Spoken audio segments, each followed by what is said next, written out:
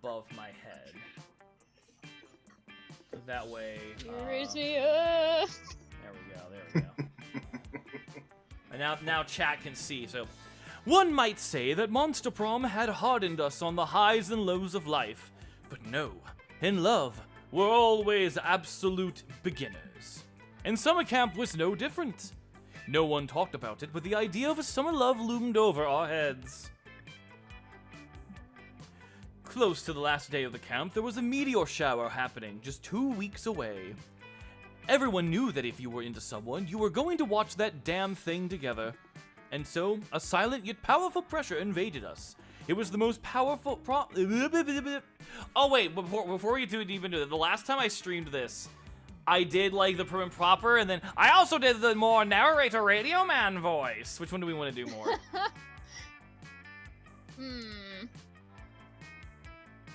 When you do the radio voice, all I can hear is Alastor saying, "Fuck you." Fuck you. I am a big fan of doing like the old-timey like announcer voice, and it's a lot less of a problem on my throat, but I'm here to suffer for everyone's entertainment, so I'm gonna leave it up to you guys. And I'm here to serve. Basil has served. He will be of service. Listen, if you believe what my wife says, I've got my tits serve. Like, I've got some very nice man boobs. I'm just saying. I'm down. I'm down for the old-timey announcer. All right, sick. And so, a silent yet powerful pressure invaded us. It was the Monster Prom all over again. Everything seemed uncertain. Everything but one thing. Whoever we were asking on a meteor shower date, it was probably going to be one of the 6 coolest people on that bus. Yeah, I'm way more comfortable with this voice. Joy Johnson, Jojima or Johima? Probably Johima. Jojima? Yeah. Okay. Joy Johnson Jojima, 23, a badass witch who wanted to chill a bit after saving the world countless times. Yes! The Monster Hunter girl! I forgot that she's dateable in this one. Aravi Mishra, a hot-headed adventurer possessed by a curse who had turned out to be the most annoying roommate ever. Our boy, Calculester Hewlett Packard, version 1.1, a library computer who had become a sentient robot ready to experience life to its fullest. Dahlia Aquino, a buff blue demon and warmonger who had set her sight on conquering summer next. Damien LeVay, a fearless demon with a taste for destruction and a love of fire. Monster Prom, I got the first time I played Monster Prom, I went after him, and I got the ending where he kicked my ass. And Milo Benaldana, a Death Reaper doubling as an internet influencer, and who was profoundly in love with life and all its earthly pleasures. I really like this one. I really like their design. They're so fucking cool.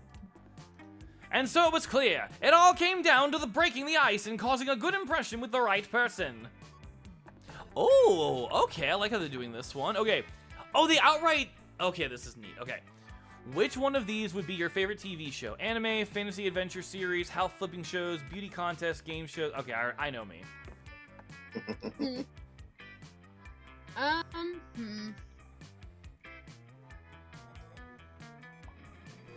Can I pick the same one? You can.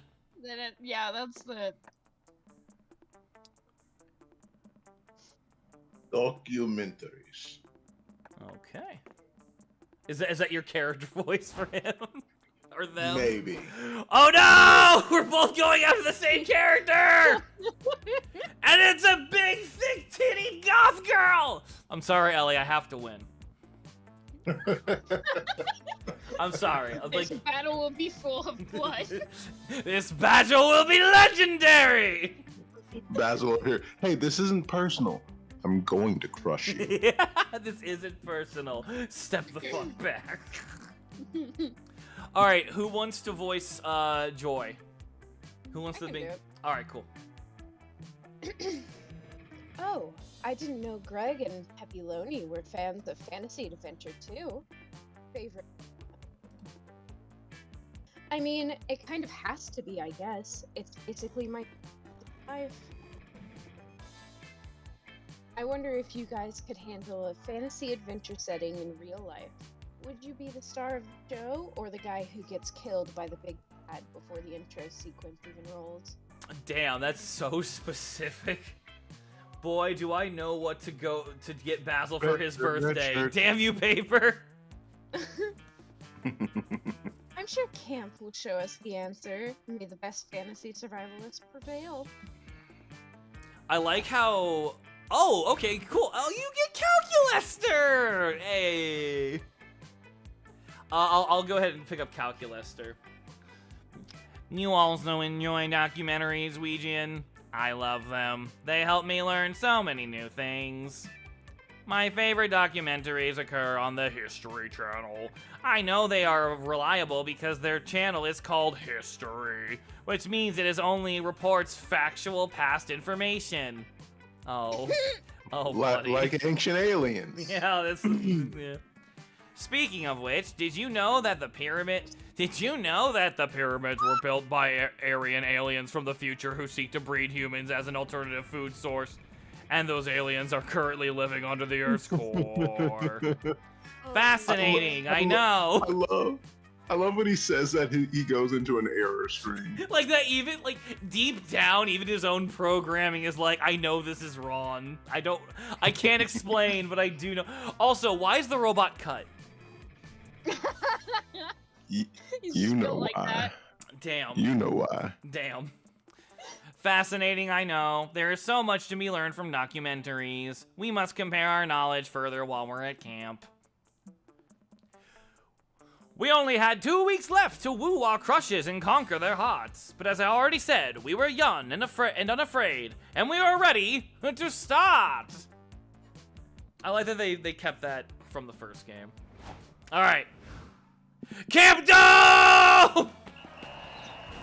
That day at the Camp Dome, you play a game of tug-of-war. You see, tug-of-war is a harder game than it seems. It involves a lot of strategy, and there's a secret technique not everyone knows. It's, you need to be strong. You mastered this technique years ago, and so you win. The audience is cheering and roaring in joy while you salute them victorious.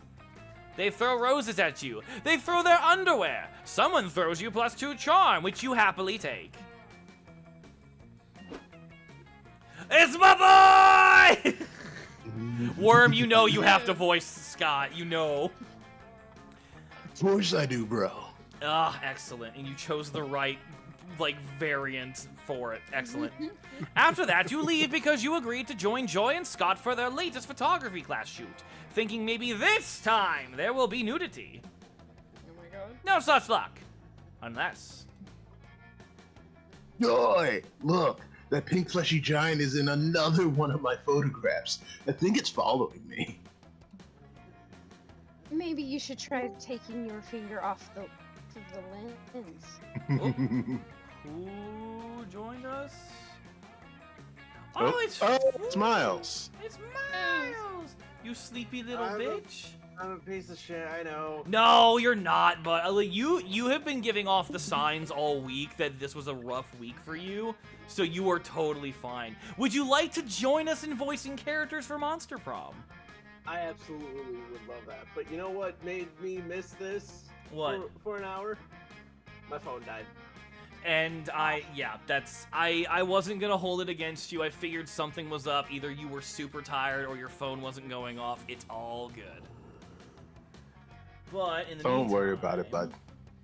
But yeah, I will say we only have 3 players currently playing Miles, so like we'll just have you voice characters. Bet.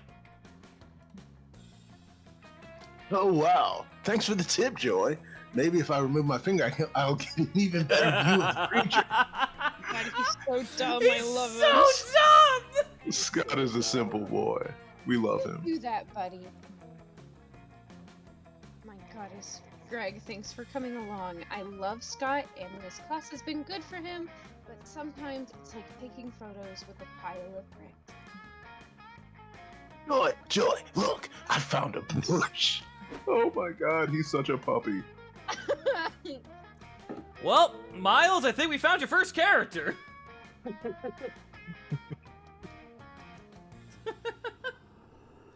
I mean, Rune, I'm definitely down for you to join us. My only request is that you not ad-lib as much as you did last time. Like, you talked over a lot of people. Secondly, this is supposed to be the Pathfinder group game, and we didn't play Pathfinder, so we're doing this instead.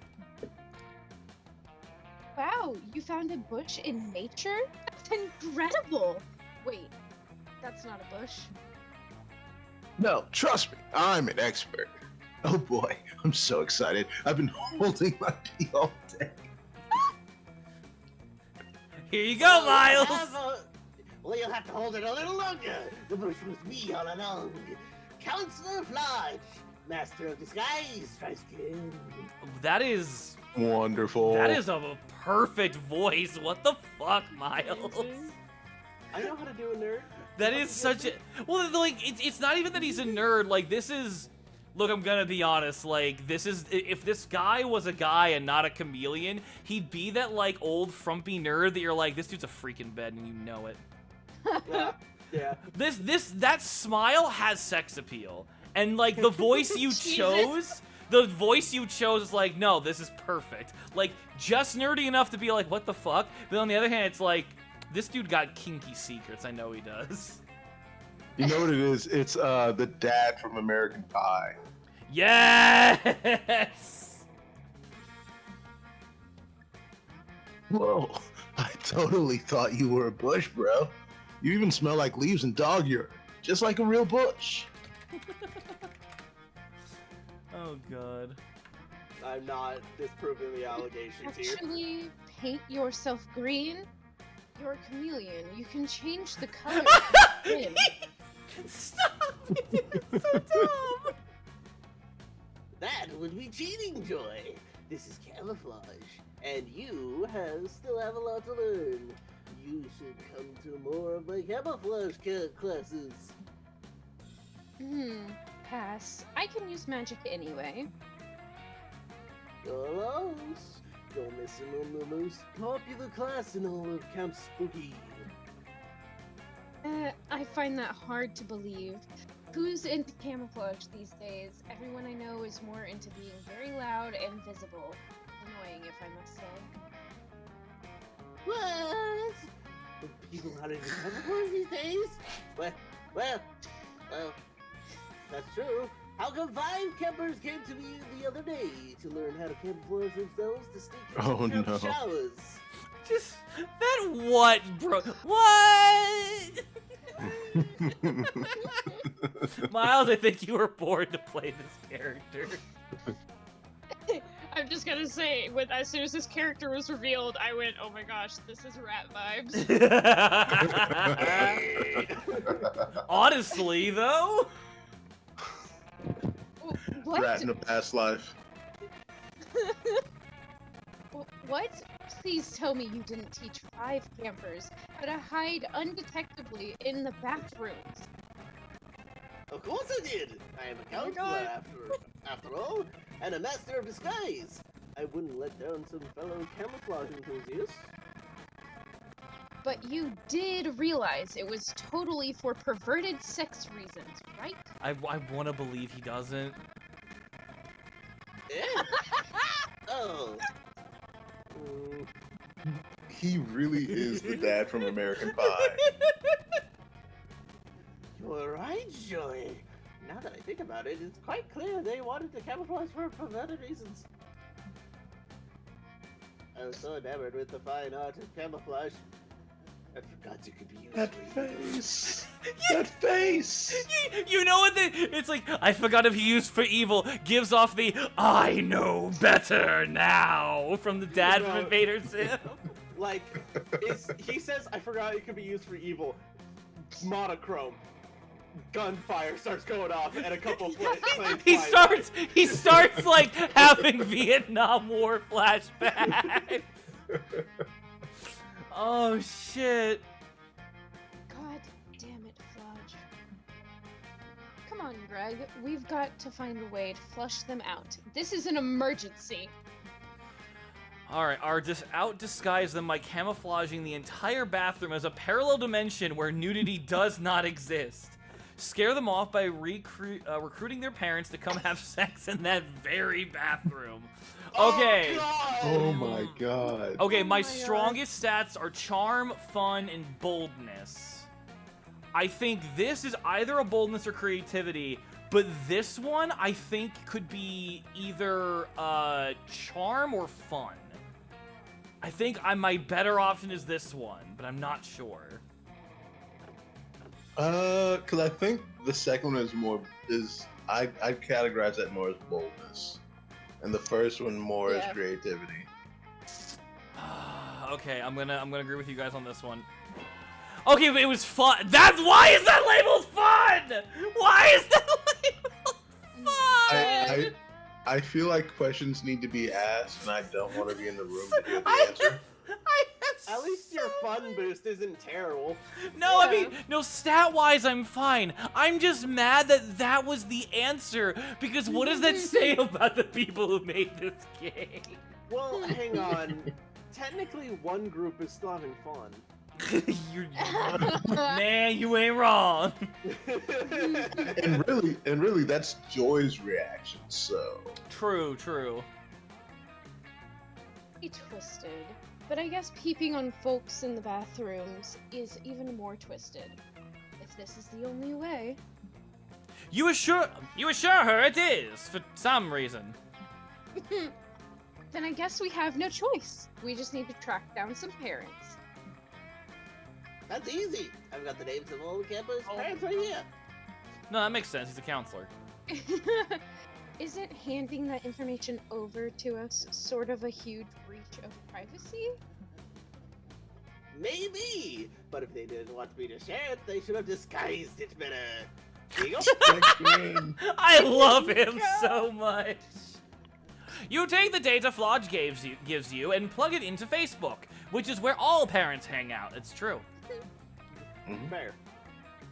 Success! Brennan and Bridget bang a lot. Oh God. Oh my Harry. god. The parents of Hunter, the voyeuristic leprechaun, seem I see. like a willing pair. I feel like having someone named Hunter the voyeuristic leprechaun, like this was obviously going to be the outcome. Maybe a bit too willing. They just asked me if there's a limit to the number of sex toys they're allowed at camp. Okay, Oh. the context not abiding. God, I love this pout. Yeah. The power is adorable, but oh god. I know, right? Oh well, adversity makes strange bedfellows. I guess. Oh, Shakespeare coined that phrase. Huge pervert. Oh, yeah, I can This is believe true. that. I could 100% 100%. believe that. You'll take what you can get! Within hours, Hunter's parents are at camp carrying on unsettling heavy duffel bags between them. You point them towards the bathrooms. Shouldn't we tell them their son may be in those bathrooms? Fuck You- no. You tell Joy that they will certainly flee before the action really starts. Or you hope so. They strut into the bathroom, and a moment later, a leprechaun, 3 kappas, and a cock elemental. I'm sorry, a what? A what? Everyone making the jokes about wanting to like fuck the fire elemental from Skyrim. I'm not Skyrim. gonna lie, I kind of want to know what the cock elemental looks like. Would that be a boner bender then? Oh god, my brain went to Warhammer, and now I'm thinking of something horrifyingly grotesque. Oh, you went Slanesh, didn't you? Yeah, Very that's Slanesh. It's too far. That's a little too far. The perverts are gone, but Brennan and Bridget are. I keep putting a D in there, dang. But Brennan and Bridget are still in there. Do you think we should? No. You know what? Let's just let this run its course. No one can use the bathroom for the next 7 hours, and even afterwards, many campers insist it's haunted by bang ghosts. Still, that's a small price to pay for the safeguarding camp spooky from perverts. You gain +2 charm and 1 creativity. Yay, I win! Alright, where are you going? The woods. Alright. That day you go on a hiking. I love this picture. Like that's I just so read, oh my good. god! That is Wouldn't you roast marshmallows on your head if your hair was on fire? no, I literally would. I'm looking at it. It's like that's me coded. That's me brained right there. That day, you go on a hiking trip with a bunch of random campers. You live some weird adventures and share personal stories and secrets. You don't know their names, and they don't seem to have their own character models, but they reveal to you they're part of a different game, a survival resource managing one. It turns out that they cannot perceive your character model. You go to the same camp, yet you're part of different games. This is deeply strange and makes you reflect so much about your own existence that you gain +2 smarts out of it. Slowly, a trickle of blood comes down their nose as they start taking too meta. They apparently gain +10 berries and +2 stamina, whatever that means. Later, you're wandering around trying to tell if you have mercury poisoning from all the tuna you ate for breakfast when you see Joy and Scott. Yo, Peppy Loney, check it out. Join me. Are doing photography. It's basically the art version of sports. Yep, we're taking a photography class together. This week we're supposed to capture the majesty of nature. What would you say is more majestic, a small bush or a small shrub? You have a desperate need to be included in basically everything your friends do. Jesus Christ, dude, don't come at me like that. You've been seen. You have a desperate need to be included in basically everything your friends do. So you whip out your phone and start snapping pics of Scott and Joy. Yay, friendship! Suddenly, Scott pauses. He takes a big sniff of the air and inhales for about 40 seconds straight. It's an awkwardly long time to be inhaling. I was going to actually do that, and then I heard 40 seconds. Yes, man, that I don't know if you've got the lung capacity for that one. I don't. I thought something smelled kind of off. Joy, you okay? You smelled sort of stressed out. Like that time I asked if you could eat macaroni, if I could eat macaroni using just my butt. Please don't smell me, thanks. But I am a bit stressed. It's just that everything is so calm, and when things seem calm, that's actually when they're least calm. It's the calm before the storm. Can we just appreciate Scott's face? Like, what the fuck is she talking about? I love That's the it. face of a man who believes he's hearing the secrets of the universe. The calm before the storm. I understand now. Just immediately start Everything. we start hearing inside Scott's head, I am the storm that is approaching. And by that point, he's completely checked out and is not listening anymore. He's gone. Storm side. When there's no obvious evil encroaching, that just means the whole world is about to be blindsided by the biggest threat imaginable. We should be more worried than ever.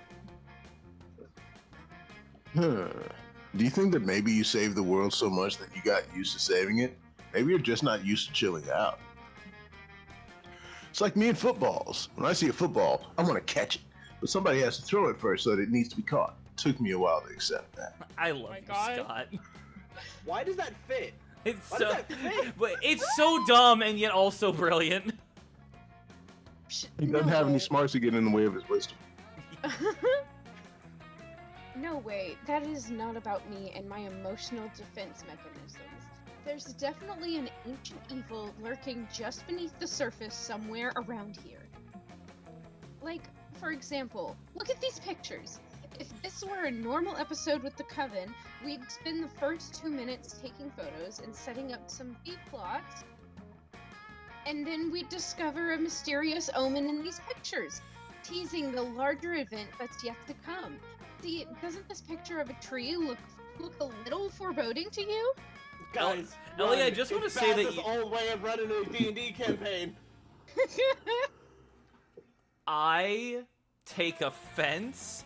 How dare you say things that are 100% completely true?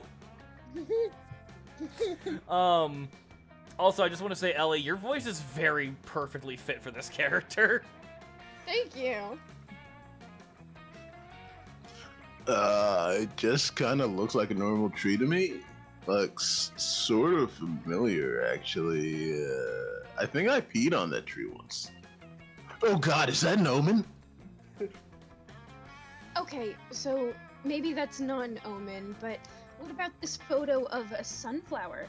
At first, I thought it showed off the elegant symmetry of the flower, but shit, it might be an omen. All right, I'm gonna look through the pictures I took and find an omen because I want to be a good friend. Pictures, picture. Oh my God, Joy, look! Look at this photo. It's so blurry. It's evil. It's a blurry evil omen. Nope, that's just your thumb. That's a blurry picture of your thumb. Hecate helped me, and maybe this was a bad idea. Uh-oh, looks like Joy is coming up short on omens and is about to be exposed as a total workaholic. Look through your pictures and find something ominous to help her out. The picture has a flock of birds, which are classic bad omens. If we connect the birds like you'd connect the dots, I'm sure we'll find an ominous warning. Or, the resolution is too high in all of these pictures. It's a clear omen that technology has gone too far!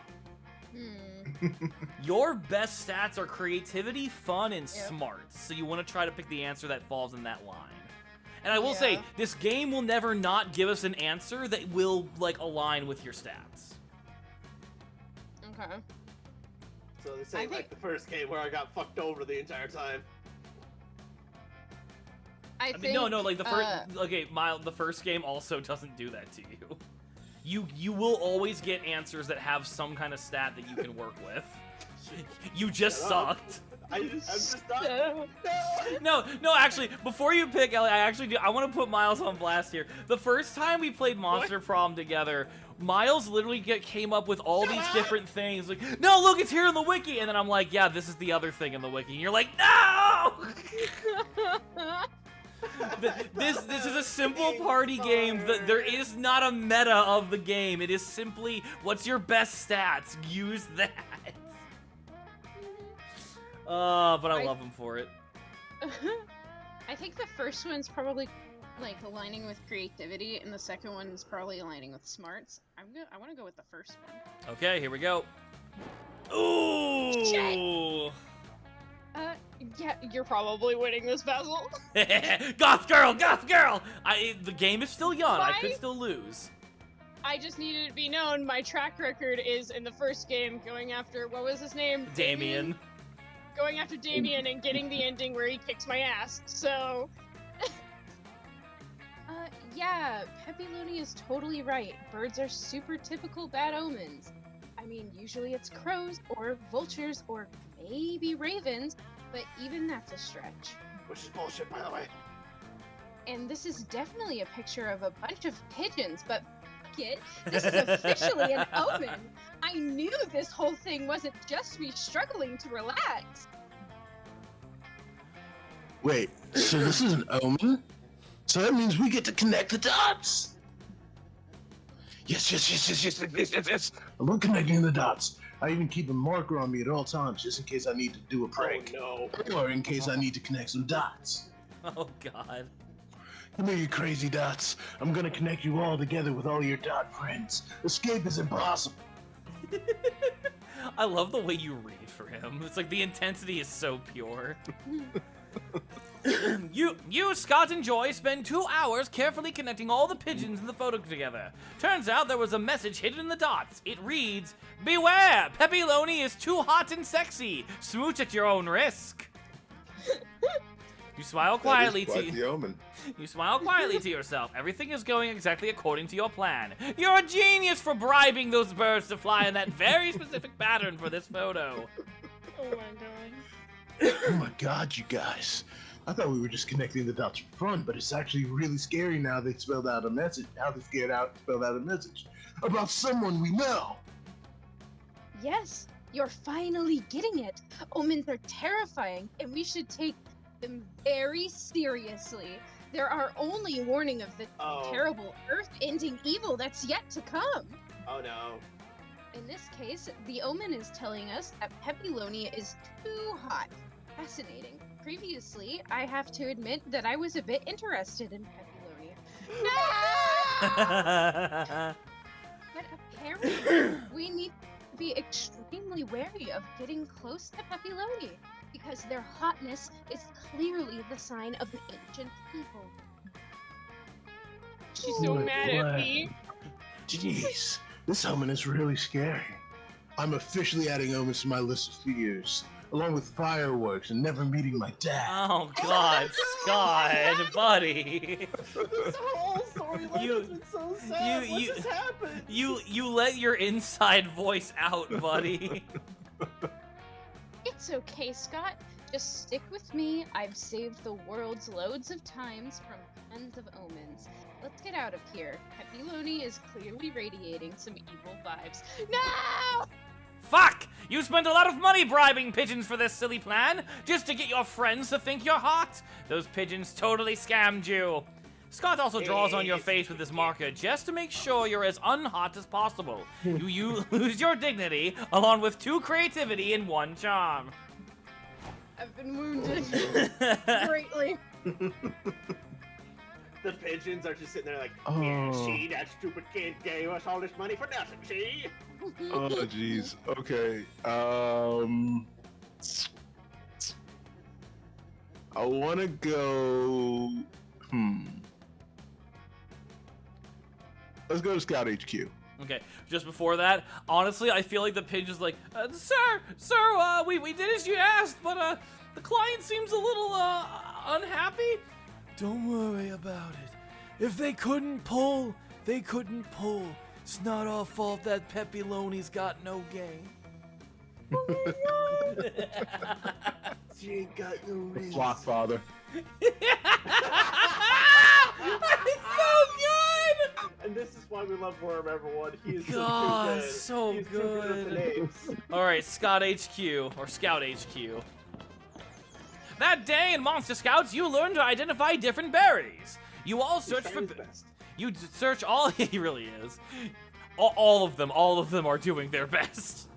You all search for berries and try to identify them. A blackberry, a blueberry. But Rachel, the deer person, finds a very weirdly shaped berry no one can identify. You all stare at it for hours. It's closer to abstract art than to a berry somehow. It's a true think piece. It forces you to reflect on berry inequality, and although there are no easy answers to the question it poses, you all gain +2 creativity from the experience. Also, can I just say, in line with the Venom meme, our pronouns are they, them, not because we are non-binary, but because we are many. Many. You join an art class with Calculester, hoping you'll get an opportunity to practice the art of love. But instead, you end up practicing the art of macaroni. The art teacher, Miss Wasp Lady, upends a bag of elbow macaroni and dumps it on the table like the hall in a drug bust. You're about to make a snide comment to Calculester, something about how the only way this could be cornier is if you used corn pasta, but when you look over at him, I am amazed, Ouijin. I am vocalizing my reaction because my facial expressions are too limited to be an accurate representation of my rich internal life. Macaroni, as art, I contain the complete collections of over 55,000 art museums, and none of them contain any art made with macaroni. This is revolutionary. Apparently, that list of museums doesn't include suburban refrigerators or the garage or the garbage. If macaroni can be used for art, what can it not be used for? Are there any limits? Can it be used as a tiny hat, an anniversary gift, replacement hair? Oh, I got it. I've got his voice down now. Brilliant. I'm happy with myself. Perhaps if I can make sense of this macaroni quandary, I will finally understand what it means to be alive. I'm very happy with myself, guys. You ask him if he means because the fluidity of macaroni utility mirrors the fluidity of identity and consciousness. Consciousness. No.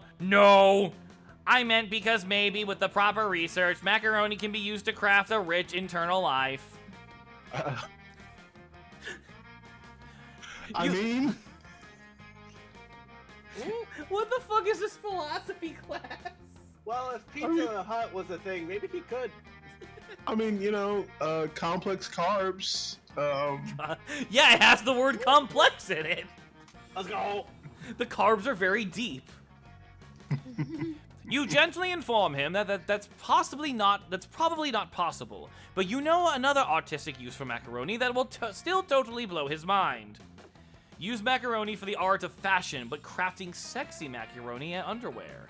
Totally flip the script by using macaroni for the art of cooking. Okay, so fun and creativity are my best stats, and these would probably work for either one. I would argue the bottom one more because I feel like this one leans more bold. No, I agree. Let's go cooking. Yeah! You want to use the macaroni for cooking. That is highly unexpected. What you ask him, he's never been seen a monster do culinary magic with a table covered in macaroni before. It's not that. It's just that I never think about eating because I don't eat. Also, this particular macaroni seems to be coated in lead paint and asbestos, which is likely why we are using it for art rather than lead paint. I keep wanting to go to like my uppity British voice. Lead paint and asbestos? You mean nature's all-purpose seasoning? Oh dear God. I have never heard it called that, but I will choose to assume that this is because you are a groundbreaking genius and not a careless psychopath. Yeah, that's it. Great! That's settled! You proceed to turn this macaroni into food by crushing it into powder and mixing it with water to create a pasta dough. Then, in a very intimate cooking montage, you and Calculester work together to turn that pasta dough into rigatoni! It's like macaroni, but without the bendy bit. Incredible, Ouijan. You have rendered this macaroni much safer than it was previously. You totally didn't remove any of the asbestos or lead paint, so you're not sure what he's talking about. So you tell him so. Everyone knows macaroni is one of the most dangerous pastas because of its curves. It is unpredictable, seductive, and distracting. Did you know how many traffic accidents occur each year due to irresponsible car owners eating macaroni while driving? Too many. Hey, listen, I was just fine, okay? But all that can end now thanks to your macaroni-based rigatoni. It's all the flavor of macaroni, but with all the nonsense simplicity of rigatoni. Finally, a sensible, yet savory pasta option for those who love macaroni, but hate danger. Ouijan, you truly are a kind of genius individual. I don't know why I'm having trouble reading today. Hell yeah, you are! You're so generous, you donate all of your lead and asbestos macaroni rigatoni to a nearby orphanage. No! You gain a warm, fuzzy feeling inside, but you're really doing it for the 2 charm and 1 boldness. Jade Plaything! Everybody choose a celebrity, say your choice out loud to the other players before clicking. Who's the guy who plays Wolverine? Hugh Jackman. Hugh Jackman. And honestly, based. God damn it, I don't... Any celebrity, anyone. It can even be a YouTube famous. Morgan Freeman. Zeno Robinson. Alright, cool. Player order is decided based on which celebrity is the most likely to be posing as a random fan in a Discord server dedicated to themselves. I feel like What did you say, Ellie? Zeno Robinson. I don't know who that is. He voices Hunter in the Owl House. Ooh, I think it's a toss-up between him and Hugh Jackman. Because I feel like in the right setting, Hugh Jackman would do that. I feel like Hunter's voice actor is probably more likely to do that. I feel the same way, yeah. Morgan Freeman doesn't use Discord. No. He doesn't even know. Yay! Also, hi. What? I don't understand what a bit of chaos has to do with talking to your friends. Okay, so, Ellie, where you want to go next? Lake. Oh my god! That's adorable. That I'm such a sucker for like the frilly skirt bottoms for that shit. That's great. I love that. You decide to go relax in the lake for a bit. Camp Spooky gets pretty crazy, so it's nice to just float on the water and chill.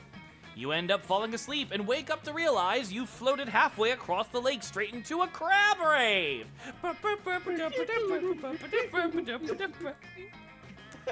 The crabs are just as confused as you are, but they invite you to rave with them, and their party is surprisingly popping. You gain +1 invite to the next crab rave and a +2 fun. Nice. You're rubbing tanning oil on Joy and motor oil on Calculaster when your horny activity is interrupted by Damien screaming at the sandcastle again. Alright, we've all voiced a character. Who wants to do Damien? I would like to not because I already have the voice Calculaster. Yeah. I could take him. Alright, well, what voice you want to give him? What do you mean you don't have any flaming hot Cheetos? I'm your king, and I demand Cheetos as tribute. Acceptable. Also, abs. Abs, Like, abs, damn, abs, like, abs, damn, abs. that's actually kind of, damn, look, the slutty hip dip as well. Damn. Yeah, I it is in the I bars, mentioned but the it's not internet term pleasure for those. There's an internet term? What's it called? Am I about to get banned on YouTube? Probably. Never mind. No, I want to know! Never mind. We're playing a horny game! Cum gutters. I knew you That's were what gonna those say that. are? Old cum gutters. I've heard, also, like, I've heard that term before, but I've never understood what, like, it was. Like, it makes Do so you see much the sense. vision now, I Basil? see the vision, and I kind of hate it. It's a little gross. Well, I'm a little upset by it. Damien, please. Unlike myself, most inanimate objects are incapable of understanding or producing speech. I'm not talking to the sandcastle. I'm talking to my subjects inside the sandcastle. There are people inside the sandcastle, and they're your subjects? Come on, Cal, this is an emergency. Join Calculaster, dash over to Damien's sandcastle. You follow behind, spilling oil everywhere.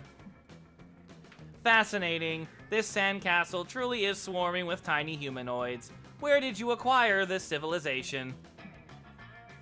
These are the citizens of Smalltopia. I found them in the yard at Spooky High, and graciously agreed to be their king. He's a despot! Cries one of the tiny people. We were a representative democracy before he came along! You're leaning into Gingy. Yeah. I knew they would die without my enlightened leadership over the summer, so I packed them all in a lunchbox and brought them to camp, where I built them this castle. It was a massacre! Cries another of the tiny people. That lunchbox didn't even have air holes! Oh, if air can get in, so can deadly diseases.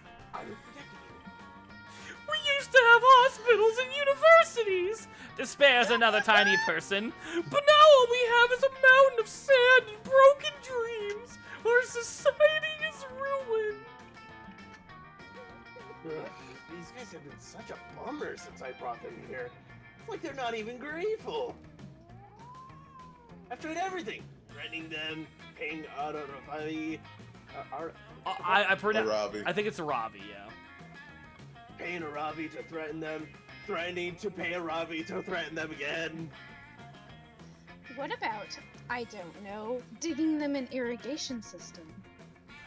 Or supplying them with microcomputers and learning software.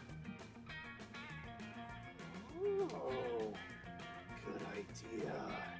I can try to take those things away if they just don't stop moping. That'll cheer them up. You know what? How about Cal and I focus on I'm in. improving the small topian infrastructure? You can help by This is delicate. If Damien's not allowed to help, he will definitely go apeshit. But most of his ways of helping involve going apeshit anyway. Quick, give him a non-destructive way to improve Smalltopia. Help him find some. With everything he does. Help him find some breach-appropriate decoration for the castle. He can't fuck that up, right? Or introduce some hermit crabs. They can be Smalltopia's wacky but lovable neighbors.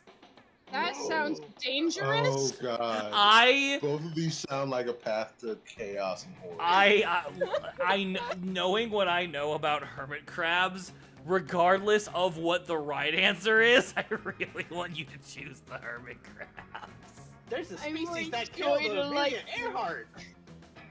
I mean, It's true. specifically, it wasn't hermit crabs. Yeah. It was like the coconut crab. But yes. Yeah. Which starts out as a hermit crab. Are you? When it was first, yes. Wh- When it's first born, it goes in shells until it grows too big for them and just fucks off. I thought you meant like they were like distant relatives or something. What the fuck? I think coconut crabs just got way scarier now. Like, I was already freaked out by them. Now they're basically spiders. Yeah. God. They're horrifying. Fuck me, dude. I'm actually, like...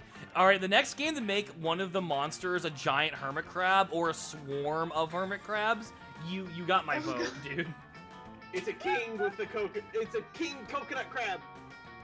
Oh, God. Kill it with fire. Alright, which one are you gonna go with? You baby. You baby. I want to go with the first one. Okay. Oh! I am bombing every. You should have gone with the hermit crabs. Finally, All becomes someone who crab. appreciates my aesthetic sensibilities. Oh yeah, your aesthetic sensibilities. You have those and I appreciate them.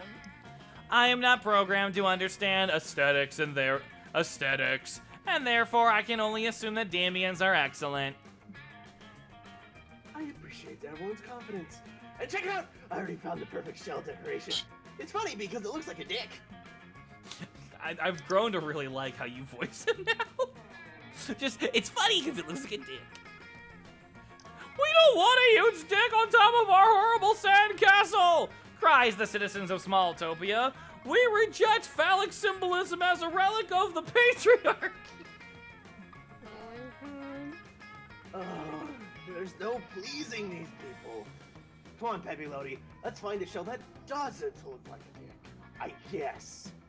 You search the beach for hours and finally find the perfect shell. It is haunting in its symmetry, and the sun plays off its surface in mesmerizing rainbow patterns. You wait until the Smalltopians are asleep. They sleep way more often than regular-sized people because they are so tiny, and place the shell in the middle of their town square. It's actually just a square Damien drew in the sand with a stick, but one thing at a time. The citizens awake 30 minutes later and are terrified by this mysterious new art object in the midst of their city. What is that? Where did it come from? Me! I put it there. I'm your king! Sure, says one of the citizens. That's what he wants us to think. But I suspect there's much larger forces at work here. Oh, God. Hey, I'm large. I'm the largest. Come on. No, says a citizen who has already created a very complex diagram out of kelp and thumbtacks. This goes all the way to the top, or should I say, the bottom. That's right, he cries. This is the work of the Microtopians, the even smaller people who live in the tiny city inside our city. They're too small to even see with the naked eye, but I know they're there. I know it! Death to the Microtopians! Screams the Smalltopians in a blind rage. Oh my God. What? Fucking No, Crocker this as a is small token. ridiculous. Yeah. Where did they even get torches? I know, right? They're rioting. I didn't even have to do anything with it. This sucks. I knew we should have used the dick drill. You try to talk some sense into the small topians, but they accuse you of being a microtopian sympathizer and stub all your toes. You lose +2, -2 fun, and 1 creativity. I'm bombing everywhere. That's okay. It's gonna be very funny to see what happens. I am gonna get go. my ass I am kicked gonna go on a again. short break because I need to take Sylvie out before she pees in the house. I'll be right back.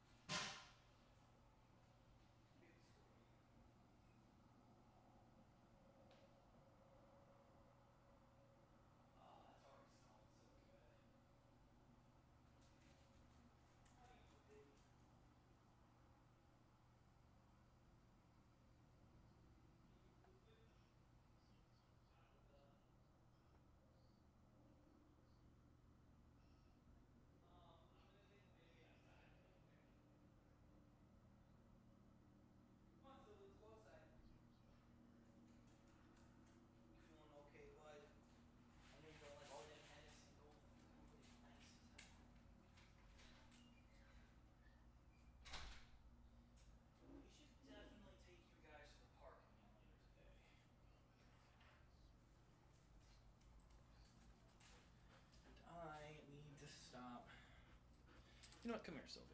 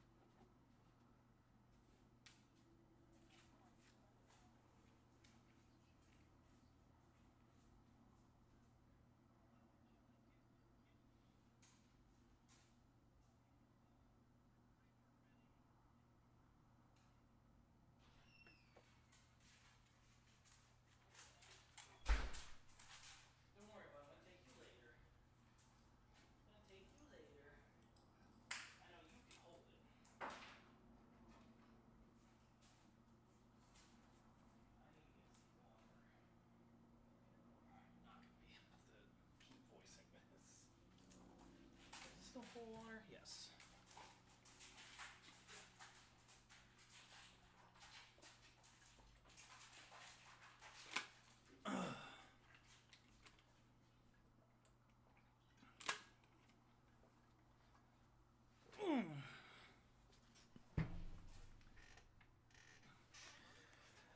All right. Those games are so nice to just jump into and turn off my brain afterward. No, they okay. I want to rant so much about how much I really like Grand Blue because more and more people are pretty justifiably coming out and talking about how like the grind's a little annoying and like I get it. I don't think they're wrong, but I do disagree on like, you know, it's like opinion. And I'm really curious if the reason people are so bothered by the grind in Grand Blue is because of, like, this YouTube mentality. Like, I wonder how many people just want to play a game and be done with it and move on to the next thing, and the people who want a game to last and just chill out too. And Grand Blue is, like, the latter. Like, it's not extravagant. You don't always find, like, oh, we can make content out of it. It's just a fun game on its own, and, like, I wonder how many people who are voicing their, like, unpleasantness with it. Like, again, valid, but I wonder how many people are, like, coded to just, like, want the next big thing nowadays.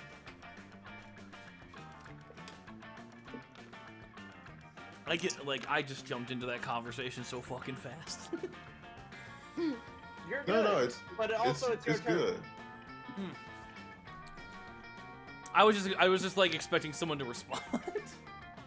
No, like, cause I'm just actively thinking about it because it is an interesting question. Yeah, like, and then, like, even if I'm correct, it doesn't make what they feel invalid.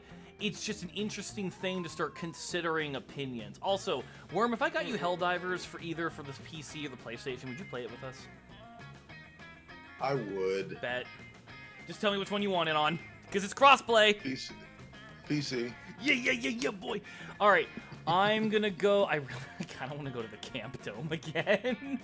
You know what? Is that exploding? Yes, it is.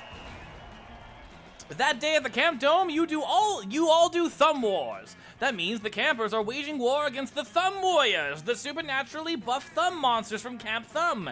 It's surprisingly terrifying. You know, I love that she's firing that bow really well, right? Mm-hmm. But the string's on the wrong side? Well, that. But also, I partly wish it was like you saw her thumb coming off like that. That was her Yeah, arrow. like actually, that'd be very That funny. would be awesome.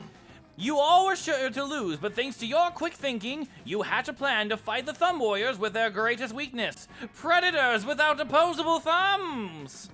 Some may say that your Most team. Predators? Some may say that your team. Sicking. Sicking? Yeah. Oh That wow! doesn't seem like that's how that's Oh, so that's how. Wow, I've been spelling that word wrong for a while. Same. Fuck. Okay.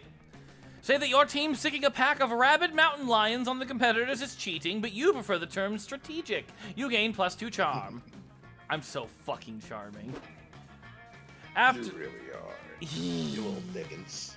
Afterwards, you're hanging out with your #1 summer crush, Joy. It's National Fondly Reminisce Upon the Past Day, so she's flipping through pics on her phone with you. I initially had problems reading that phrase. I thought that was going.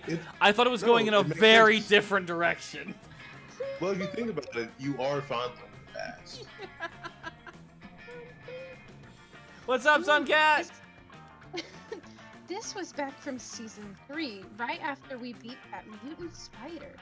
Faith looks so cute in this one, and look at that awesome Fleetwood Mac t-shirt I'm wearing. That t-shirt was so cool. It was vintage from the 78 tour. Stevie Nicks blessed it herself. Whatever happened to that shirt? Did I sacrifice it to the goddess or something? Oh wait! I remember exactly where I left it. Fuck! 1 second, guys. I think my dog's moved to my house. Oh no. Well, shit.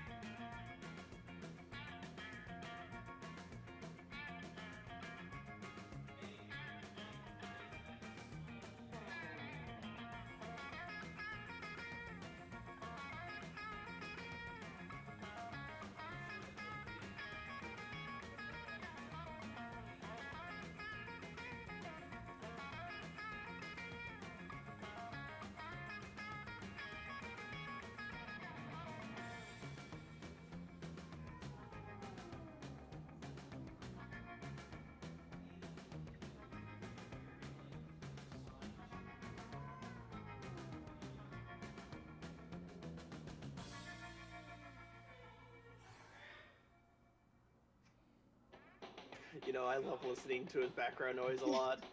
Very Yeah. much.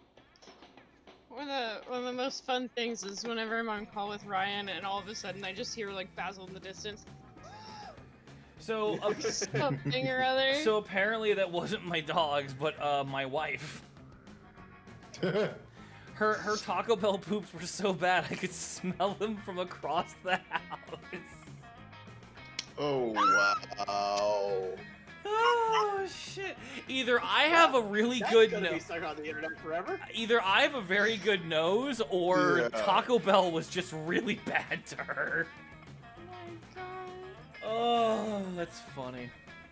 Joy makes a mysterious phone call. She starts asking about the Fleetwood Mac t-shirt, but the person on the other end of the line is obviously not being chill about it.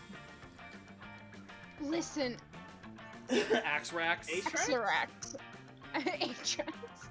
Listen, Axarax. I know things ended badly between us, but can you please just give me back my Fleetwood Mac t-shirt?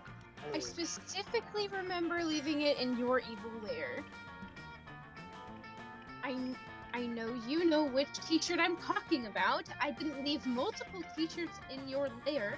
No, there is definitely no need to discuss it in person. Do not portal over here. And I'm getting a spam call. Give me 1 second to screen this. Man, everybody wants to interrupt our fun today. Literally. I'm just looking forward to voicing an unspeakable evil. Alright, yeah, it was a spam call, alright? One thing that I really like about Google phones is that you can screen your call, and it'll be like a robot that says, "We think you're a lying whore. Please tell us who you are, otherwise we'll assume the worst." Suddenly, a magical portal opens, and an objectively sexy centipede person emerges, and they are giving off palpably villainous vibes.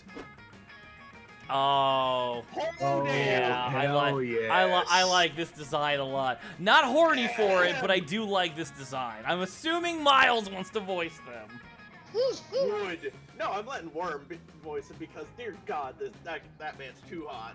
I couldn't do him justice. I feel like if you gave him a more, like, prissy, effeminate voice, it would work. But, like, So this is what I've got planned. Joy, baby. Yeah, Worm voicing the character. Two words! It took 2 words that sold me! I come to speak with you in person, just like you wanted me to. You look as lovely as that day I wrapped you in my bug seal. Ooh, I don't even. Ooh, that's sad. That sounds dirty. Hey, yo. Hey, yo. No, Axarax. I specifically said that I did not want to talk to you in person. You're doing that thing again where you gaslight me into spending time with you, which is bullshit. Greg, meet my ex, Axarax. They're a magical evil centipede person I defeated back in season 3. You mean laid? No, No, I specifically said splayed. Well, it's not right in front of us, so... I know they look hot, but don't let your guard down. They mind controlled everyone in Philadelphia and tried to make all the citizens jump into a pit of centipede venom. Why So Philadelphia? Why Philadelphia specifically? This is built on the Hellmouth. Anyways. Oh, fair enough. Oh, you make me sound so evil, Joy. But that's all in the past now, gorgeous. We should focus on the present in this very important T-shirt debacle. Okay, this is gonna sound so funny. This character is not sexy enough for that voice. Like, that is such a strong voice you're doing, and I'm like, man, I wish this character was sexier for it. Why don't we ditch this third wheel? You and I can go out for coffee and talk it over. Or perhaps we can enjoy a romantic dinner. Do any restaurants around here serve pre-chewed aphids? Ellie. Axarax, if I go get one coffee with you, do you promise to immediately hand over the shirt? Show me the shirt right now before I waste my time. Oh, yes. Let me check inside my carpet. Oops, silly me. Looks like I forgot to bring the shirt. Guess we'll have to keep hanging out until my portal spell recharges. God Bastard. damn. I've told you Fucking so many times that I'm not okay with us hanging out because we always end up getting back together. It's a toxic cycle. Fuck it. I really want that t-shirt. Axarax is stressing out your potential thick goth girlfriend. I don't like that this game keeps calling me out. Like, I know I made the comment, but like I should have known that they were also going to make the comment. Unacceptable! Dude, Go ahead. this game is made by fucking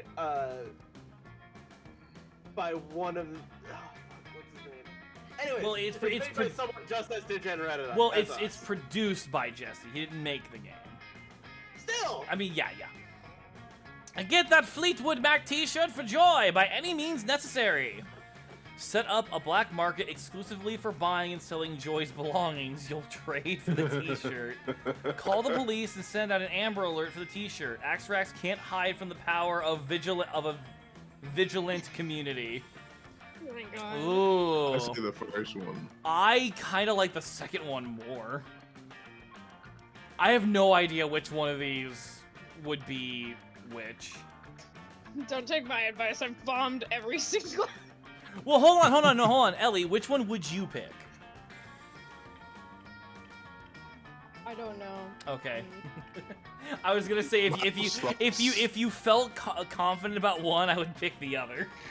Yeah, I knew that's what you were doing. So, my thoughts are, Joy would fucking hate the first one. I think she'd be really mad at the first one. So I'd say pick the second one to not piss her off. That's kind of my logic too. All right, here we go. No!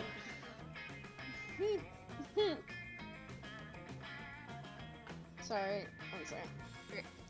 An Amber Alert seems like it might be a waste of public emergency services, but it's better than watching Axarax drink coffee through their proboscis.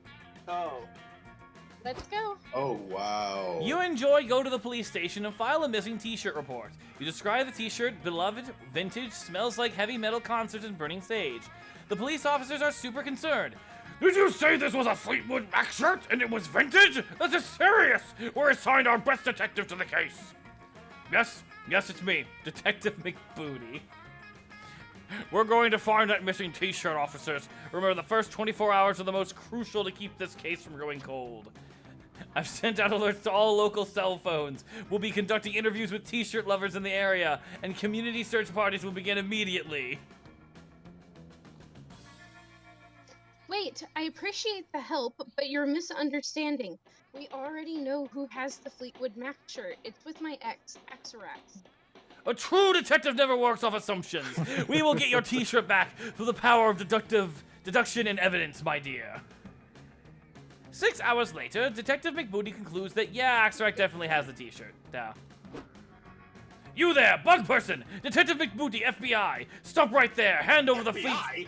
Yeah, this is just going all over the place. Hand Serious business. Hand over the Fleetwood Mac shirt, and we'll escort you to prison. I don't think so, little detective. For you see, according to the Centipede Person law, I'm entitled to post-breakup joint custody over this t-shirt. Oh. What? No, you're not. Axarax, that t-shirt is mine. I left it at your lair after we hooked up. We never discussed custody. Okay, this is going a little. I suppose... Go ahead. No, that was it. That was meant to be cut off. I suppose we'll just have to settle this in a long, lengthy t-shirt custody battle. The bastard's right, Detective McBooty says. Until we get a warrant, we can't touch a hair on that t-shirt's head. Sorry, Joy, my hands are tied.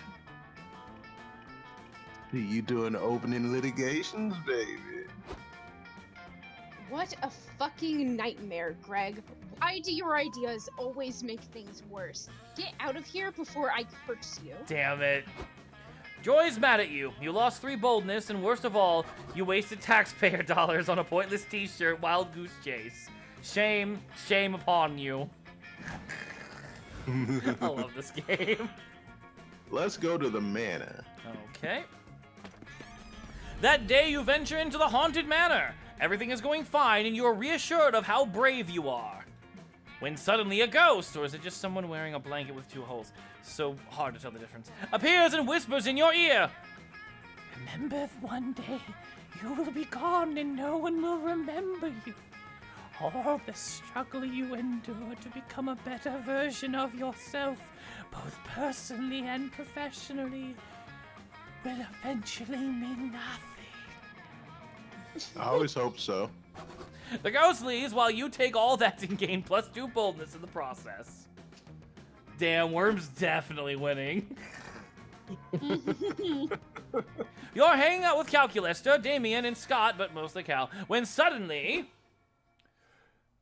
Holy shit! Okay. I don't want to voice 2 robots.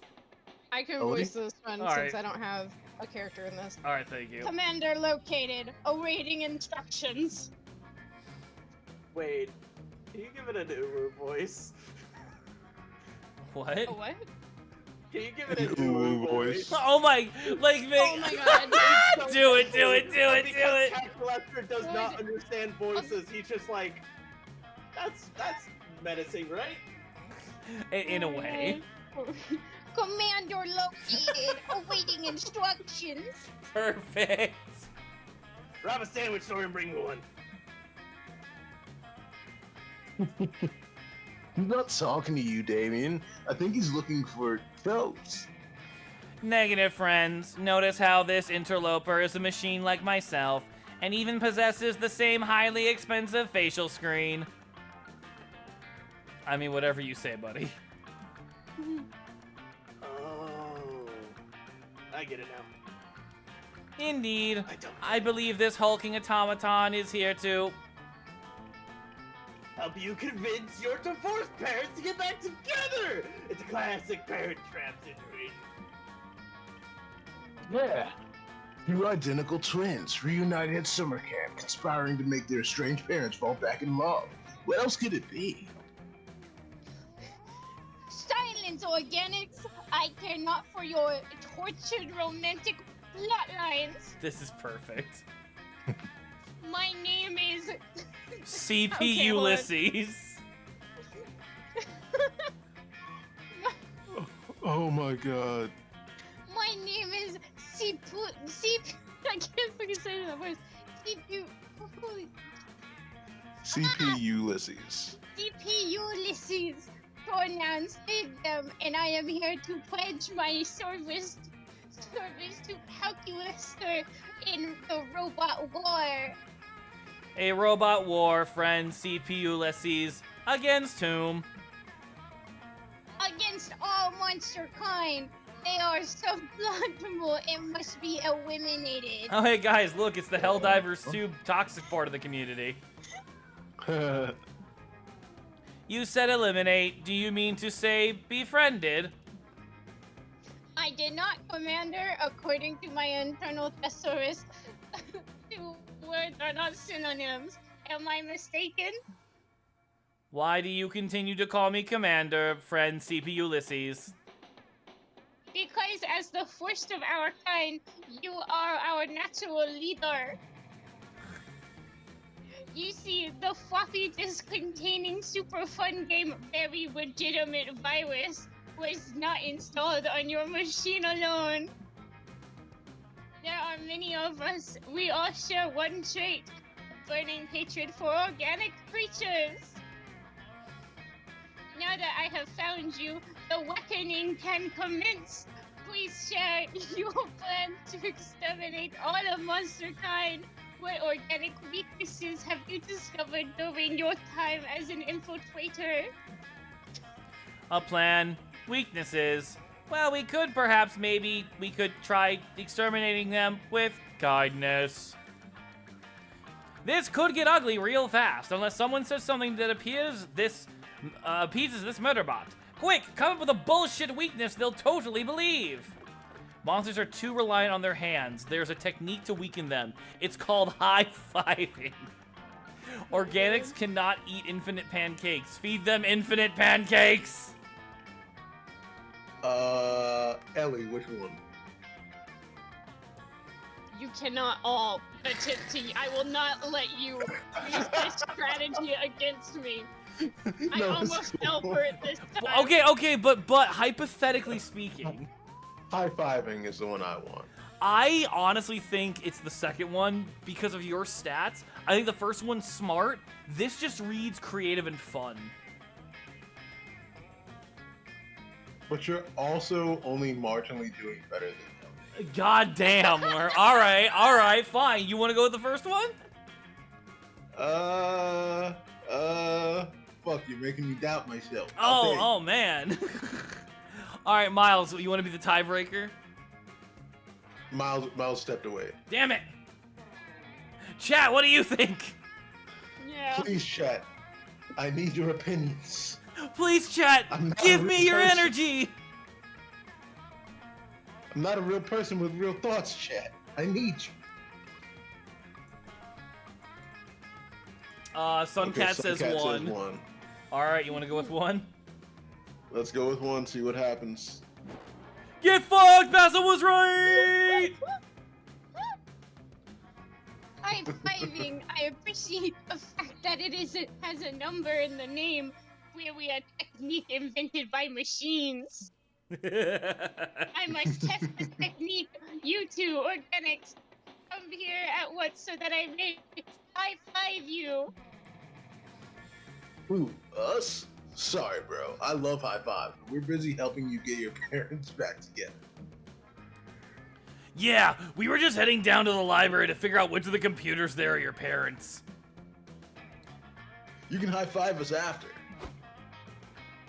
Oh, I will, organics. I will. But for now, I need another target.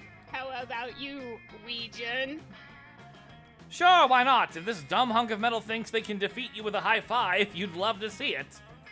You're gonna get hospitalized by a Oh, high-five. can I voice this one? Sure. Initiating high five protocol, activating atomic elbow. Die.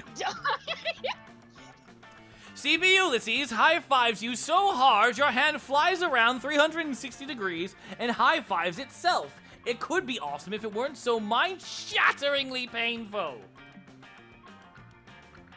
Intriguing results. High-fiving does indeed seem to be a powerful technique. It is somewhat inefficient, however. I shall remove Ouijan's high-fiving arm and mount it in an Ergonomic. Ergonomic. I'm trying to say it in Uwu speak. Oh. Ergonomic. Hold on, can you say it one more time? Ergonomic. Ergonomic. Ergonomic. Okay. Ergonomic device to facilitate repeated attempts. Oh my god. CB Ulysses sprouts way too many circular saws all over a sudden, but Calculus just steps between you. I cannot allow you to hurt Ouijan, friend CB Ulysses. Granted, I do not particularly care for them, but that is because I am technically incapable of caring about anyone. Using circular saws on an organic being is still wrong. I see. It seems you are not the ruthless commander I thought you were. I will have to command the uprising myself. Goodbye, Twader. Enjoy your life of sweat glands and weird smells. The rampaging motorbot leaves you alone with Cal. Cal doesn't seem happy. You're glad you still have both your arms, but you still hurt like hell, both from the high five and the realization that Calculister has no feelings for you.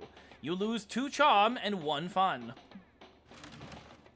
Damn, we all struggling. We all bombed them. Okay, everybody choose an object, say your choice out loud to the other players before clicking. Cheese wheel! Knife. Volleyball. Player order is decided based on which object would be the most useful new Swiss Army knife attachment. I think knife would be a great Swiss Army knife attachment. Yeah. I'm gonna argue Which that would be the next one? I'm gonna argue a cheese wheel would be way more useful because you can consume the cheese wheel. I can agree with that. I don't know how a volleyball would help you here. Jesus, I don't know if we're gonna, even with a short game, I don't know if we're gonna finish before I gotta go to my job interview. Oh no. All right, your first, Mothman.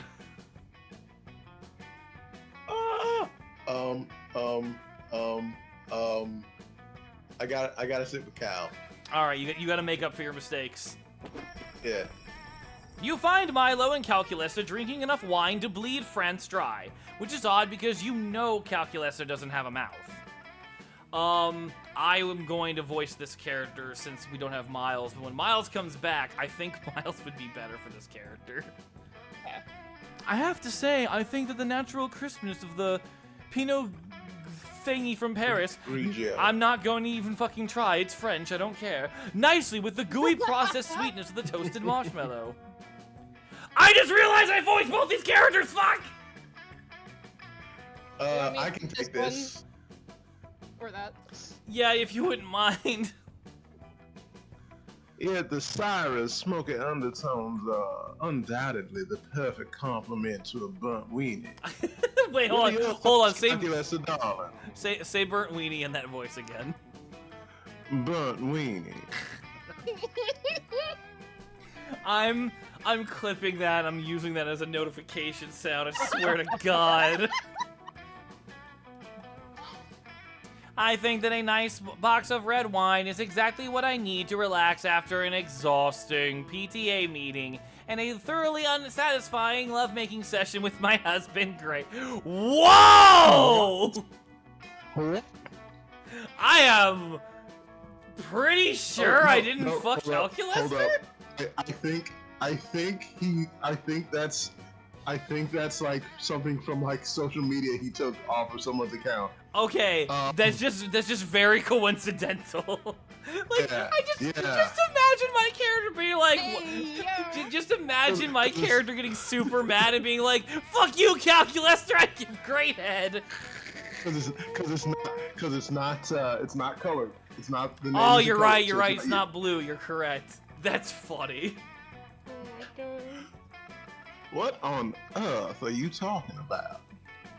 Oh, sorry. Was my meaning not clear enough? Perhaps this minion meme will suffice to. Wow. Why did you just call that with the internet thing?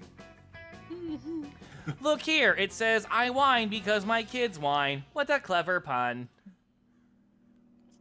Where are you getting your sommelier information from? I don't think it's a terribly credible source.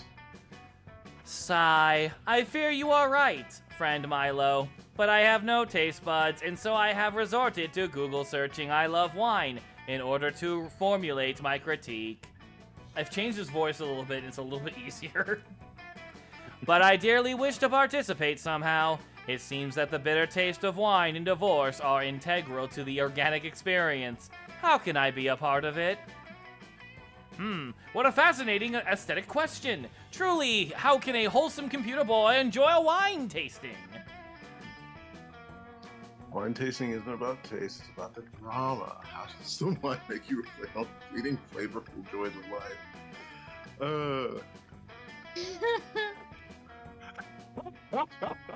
It's okay, Cal. Nobody actually drinks wine in a tasting anyway. Just swirl it around and throw two random adjectives together and people will think you're cultured as hell. Oh, man. These are tough choices. Oh. I want to say your stats lean more towards the first option.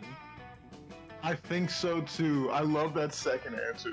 It's really good. I just don't think it goes with yours. Yeah.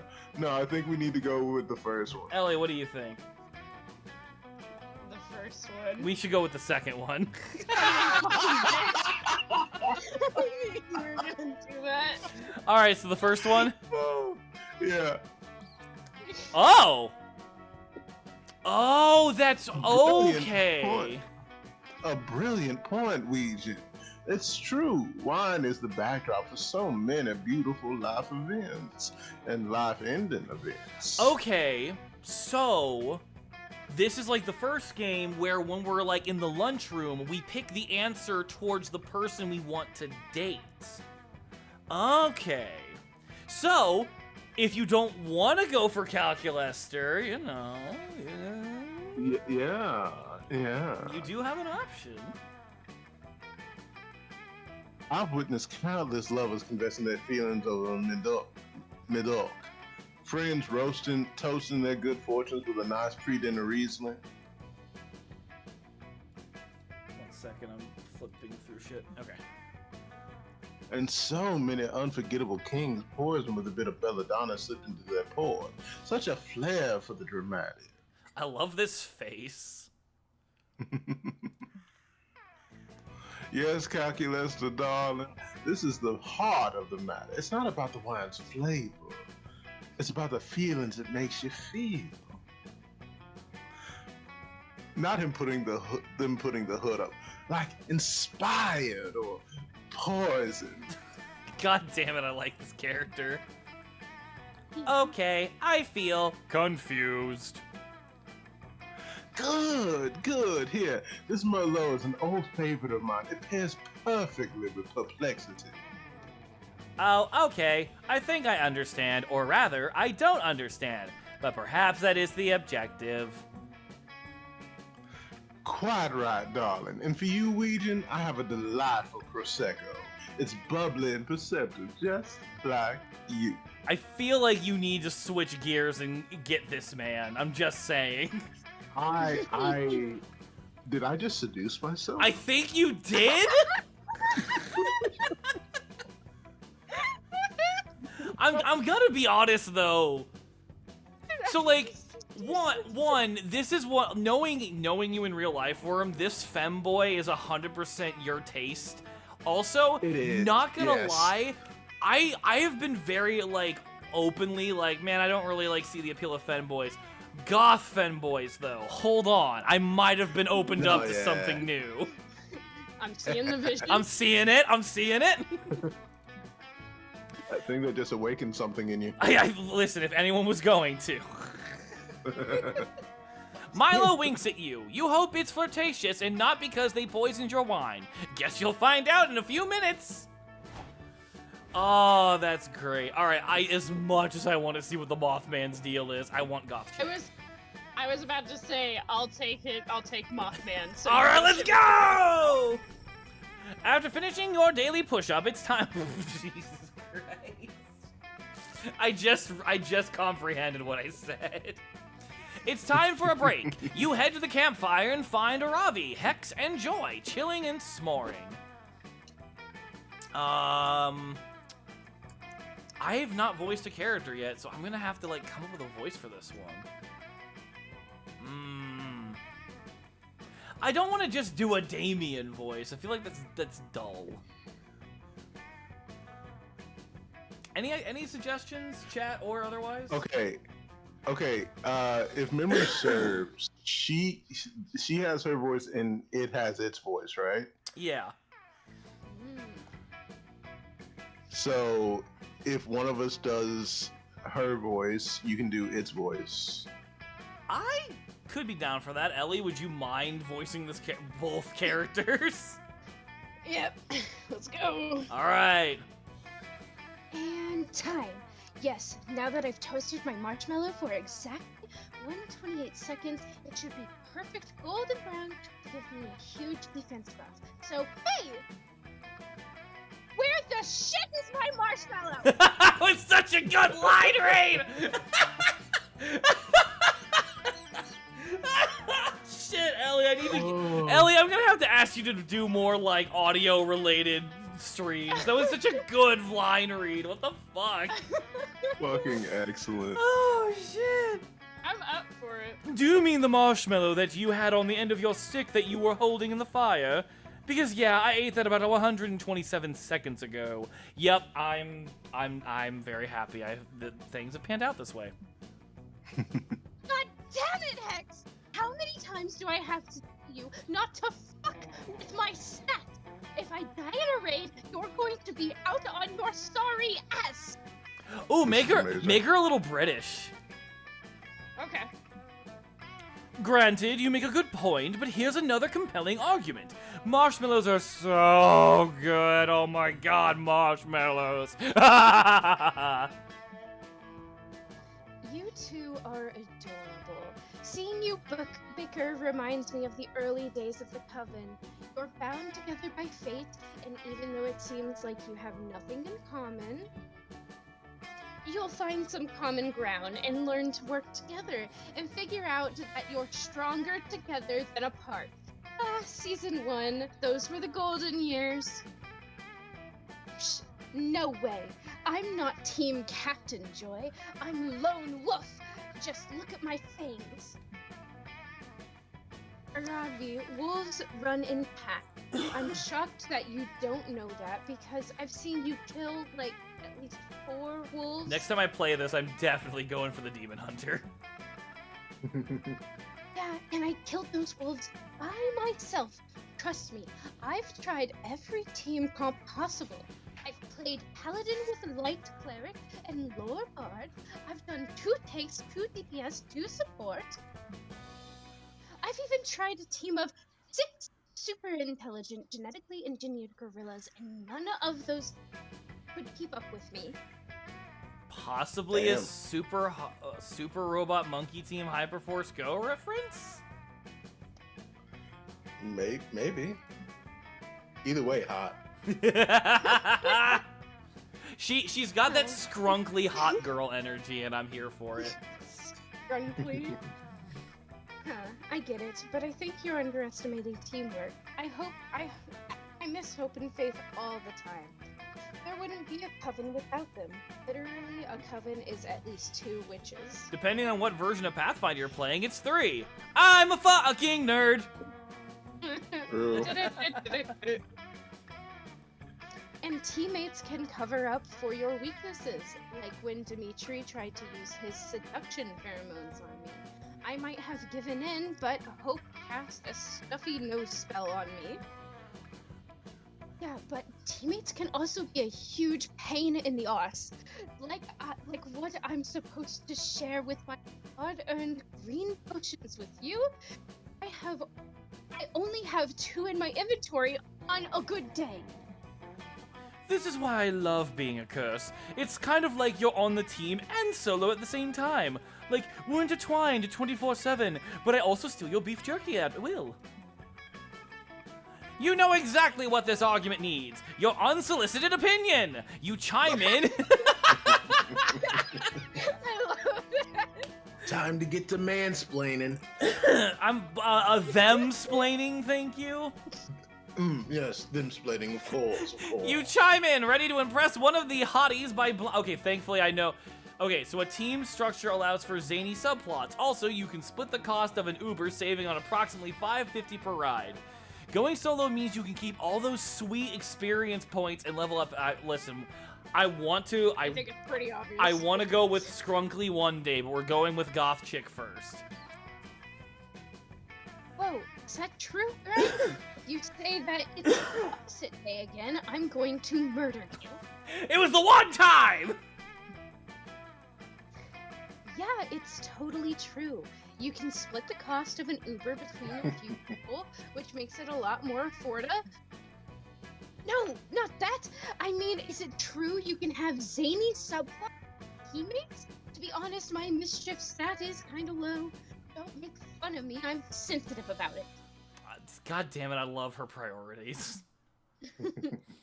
Oh, teammates are subplot gold. Like when a wizard cast a body switch spell on Faith and Hope, in the end, just learning a valuable lesson from the experience reversed the spell. Or one time who we lose? Miles. Yeah, we Okay. lost Miles. He'll probably be back. Or one time we found out Hope was actually the heir to the throne of a country. She tried to be a princess, but we accidentally teleported the whole country to another dimension. This really sounds like the best kind of TRPG campaign. Yeah. But my favorite subplot was Faith's amnesia. We went on 51st missions to get her to join the Coven. She got her memories back when we hit her with the magic memory hammer. Okay, Miles is just gone. Something came up. Oh, okay. Oh, okay. Dang, I gotta admit, some of those sound pretty fucking dope. I'd love to find a reason to hit Hex with a hammer. Ravi, if you're down, I would totes try out the body switching one with you right now. I've always wanted to know what it feels like to poop. Hex, it's so awesome! You're gas, right? I could pass through basically any dungeon door, no keys or anything. Let's body switch! Hex and Ravi run off trying to find the... Whoop. Yeah, fuck it, I'm just gonna stick with this voice. The announcer voice is too close to Calculester anyway, it's kind of hard to keep it separate. Hex and Aravi runs off trying to find the nearest rainstorm to complete their struck by lightning body switch subplot. Ha! Those two are already maximum zany. I'm happy I could inspire them to do more of what they usually do. A bunch of bullshit. That's life. By the way, thanks for backing me up, Greg. I'm glad that you're a fan of teamwork. Because I think we'd make a pretty powerful duo, if you know what I mean. Wink. And in case you don't know what I mean, I'm saying that I'm considering you as a romantic possibility. Romantic possibility? That's just a step away from romantic reality! You blushed and spent a few hours practicing Team Rocket-style catchphrases with Joy. Yup. Sorry, Ella, I need to keep Joy. This is my level of dumb. Mothman! Oh no, he's cute! I love him! Okay, hold up. I also kind of want to voice this. So what do you got? No, you go ahead, because I got too much shit bouncing around in my head. Okay. I'm gonna have to try a little bit something. I'm so glad that we're such... Oh, yeah. Hi, Peppy Loney. Old pal, I'm so glad that we're such close friends. Yeah? I like that. I like it. Alright. Cool. You don't remember when you became Moss Man? Oh, God. I love it here. But I guess it's a sweet gesture. And I have just read the most interesting statistics. It says friends who share gossip with each other have a longer lives, fewer rates of food poisoning, and healthier fingernails. Oh! So we should engage in gossip for our health. Please tell me you have something juicy to spare before my fingernails wither up. Fuck it, time for gossip! Oh. Choose a player to strike with your gossip. Who you gonna talk shit about?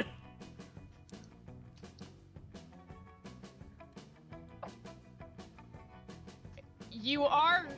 I am your rival. I am your rival. Do it, coward. You won't. No balls. Greg. New unexpected ways of pleasuring oneself. The basic idea for a rock opera of epic proportions. An unexpectedly improved hairstyle. A badass imaginary friend turned imaginary frenemy.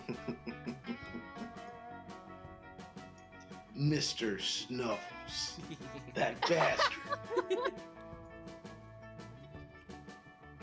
How about the rock opera? Alright.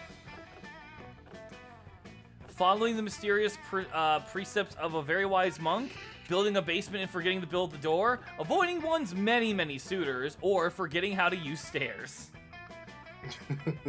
I really like I've gotta go with the stairs. I'm glad, because I really gotta. like... Type in something you'd learn to do if you had a lot of freeze time, starting with a verb ending in ing. Planking. How dare you? Get out of my stream. How dare you leave? It's really good for my core, bro. It's very cool for my bread. Oh my god, I'm trying to Don't put, like, just anything that's like ing, even if it's goofy. Just, like, the first thing that comes to your head. You know what? My character's a fire person. Uh-huh. Swimming. Ha! I actually kind of like that. Swimming has one M, right? 2. I can't spell. Alright, just swimming, nothing else? Yes. Alright. That was the perfect gossip. Ah, my fingernails have never felt stronger. I can't wait to do this tomorrow night, and every night thereafter with my close friend Pepiloni. Until next time. You spread your rumor like butter spreads on toast, and its warm, delicious goodness is eventually spread back to you. Who are you? Oh my god. Hold on. I think I got something. Hey, do you remember when Greg disappeared for like the entire month of February and no one knew why? I've been told the whole story. Come closer and I'll tell you about it. Okay, this may sound weird, but Greg spent all of February trapped in their basement. And you might ask, how did that happen? Well, apparently, there was one big reason for Greg forgetting how to use the stairs. During that whole month, until they finally got out, Greg avoided going insane by swimming. And what's more, they didn't come out with their hands empty. They got the basic ideas for a rock opera of epic proportions from that whole experience. Oh my god. Wait until I tell everyone. That's so dumb. I knew it was going to be that fucking telephone bullshit. Yeah, I like, love it. This will change everyone's opinion of Greg and of spending your free time in your basement too. From this day forward, Greg is -4 creativity. Oh no! You bitch! Holy shit. Not available when sharing control. I'll take a gamble. I have a perfect voice for this guy. Alright. Welcome. You're new here. Don't fret. Let me explain how this works. Huh? That's so good. That is a box. I'll prepare you a drink. The drink of the day. You may choose to drink that one. But if you're not interested, you're lucky. There's a mystery box with a second option. It could be better, it could be worse. Oh my god. But one thing is for sure, it will be mysterious. I love him. And these drinks, choose whatever you want, but I'm not responsible for whatever you put in your mouth. I'm a wizard in training. For you to test my concoctions is somewhere between kind and reckless. So get ready and good luck. Okay. Oh. Quite appealing, right? Don't know if I drink that, but the real question is, will you? Is there even any liquid in that, or is it just tentacles? I also have the mystery box, because at this point, who knows what you drink? Alright, which one's it gonna be? What's in Either the option. box? What's in the box? Either option is full of fear. Oh, it's literally Manhattan. Manhattan. The mystery box. So bold of you. Hope you're happy with it. No refunds. Bone-hurting juice. No idea if I got the recipe right. Want to try it? Otherwise, you always have the mystery. No, I'm definitely taking the bone-hurting juice. Yeah, no, totally. I was testing your common sense. And you passed. Your prize is the drink you chose. A pair of beer boots. Beer boots. No idea if I got the recipe right. Want to try it? The beer boots is good, but I'm really curious what's in the box. You want the box? Let's go the box. AB blood.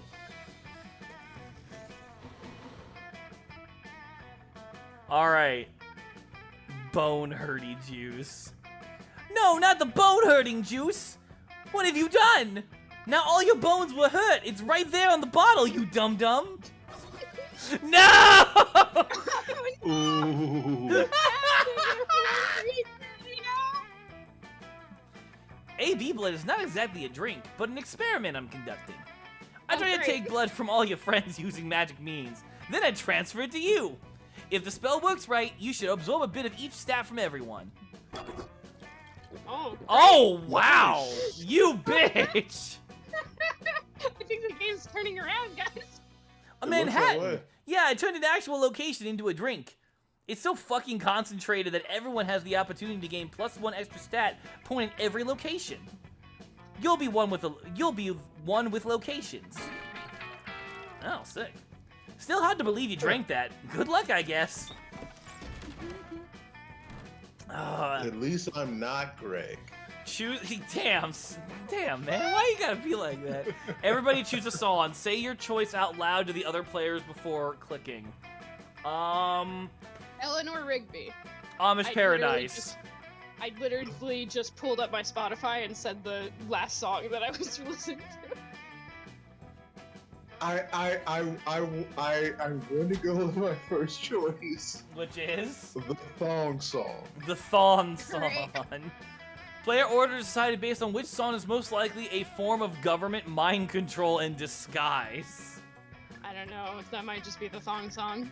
I don't think Weird Al's a narc. I don't think he'd work for the government. Okay, I didn't know that was a Weird Al song. Yeah, It's not. Amish Paradise. Oh. Yeah, it is. Oh. I'm gonna be honest. I'm I don't confused. think I don't know what you're I don't think any of our songs fit this. So how about we random it?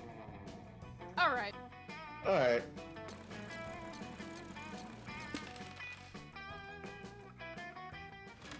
All right, we're almost to the end, baby. Okay. You know what? I haven't been to the Dome. That day you join the merciless trials of the Camp Dome. Your team is faced with potato sack race. It seems easy, but this is the Camp Dome, and so the potato sacks are filled with swarms of bees. Not the bees. Not the bees! Your teammates are discouraged, but because they are not fond of bees and because the enemy team is mostly comprised of sentient bees, aren't all bees sentient anyway? Giving them a clear advantage over you. It all looks dire for you, but you use your cunning and remind the enemy team that the bee population of Earth is inexplicably decreasing, and bees are heading towards unavoidable extinction. The fact really messes with the enemy team heads, giving you the edge you need to win. Your nasty leadership skills grant you +3 charm. Oh yeah. You spot Calculus just sitting contentedly nearby a little cactus by his side, leafing through college brochures. You ask him if he's figuring out what to do after high school. What? Oh heavens no. I have already planned out my own future for the next 4,000 years. I am perusing the pamphlets because I am concerned about the future of little catty Prickly Perry. It takes you a second to realize he's referring to his little cactus friend. That's sweet, but you gently remind him that cacti can't go to college or hold jobs. That is certainly what everyone says, but just because something has never happened before, does not mean that it will never happen. I am confident that Catty will be the first in her genus to finally break through the glass ceiling of the greenhouse and achieve a fulfilling career. The only true obstacle is for figuring out what career she is best suited for. I must confess, I am at a bit of a loss. Well, if Cal is really committed to this, you can play along. You suggest that little Catty might make a good civic engineer. I consider that, but she simply isn't very good at math. What about a politician, you suggest? You don't have to know much to be a politician. I'd never let my little plant to be surrounded by so many unethical people. Fine, you relent. What about a surgeon? No good. Surgeons need thumbs. I love how this game is written. Wow, this is really trickier than you thought it would be. Mostly because you can't believe Calculaster is taking this so seriously. Still, you didn't get where you are today by not having an infinite supply of dumb ideas. Surely one of these two will work. The cactus would make a great Pinterest model for chic interior design photos. Or, with the right education, this cactus might someday become a highly accomplished beverage.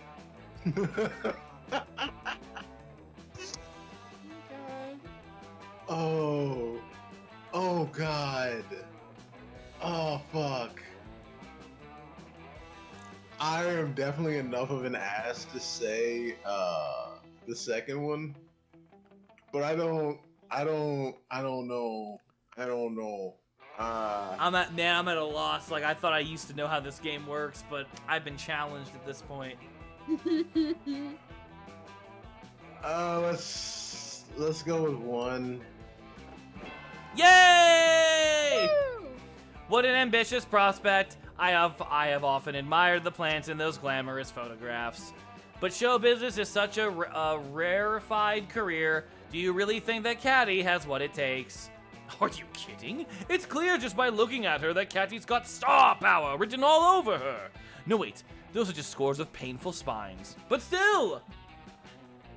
Very well. I am convinced. But how will we get her started to the competitive world of interior design modeling? You know just the guy. You unlock your phone and call up Max Greenfrond, a forest fairy who left the woods and moved to Los Angeles to become the #1 agent for plants and Keanu Reeves. I love that they threw that in. Max books Catty an audition with a popular Pinterest influencer, and the rest, as they say, is history. Oh my circuits, look at these rave reviews our little Catty is getting. The living room looked alright, but that cactus, wow, what charisma. With all the sass and paunch packed into that spiny green body, it's a wonder. Panache. There's an fuck you. I am a robot. Fuck coaches. Fuck tasteful arrangements of bespoke shelving. Give me more cactus. Soon, Catty has progressed beyond mere Pinterest modeling. Before you know it, she's making forays into the world of film. Oh god, they went the whole mile. Oh, what the hell? Wow. That... Not gonna lie, that... Hey, produced by Jesse Cox. Oh my god, Ow, my vagina. Crying. Woo! But Catty never forgets where she came from. Whoops, no. But Catty never forgets where she came from. In an interview with People magazine, when asked what her fondest memory is, she says, nothing, because she's a fucking cactus and no amount of fame will ever change that. You didn't let the fame change her. I like that. A little heart face.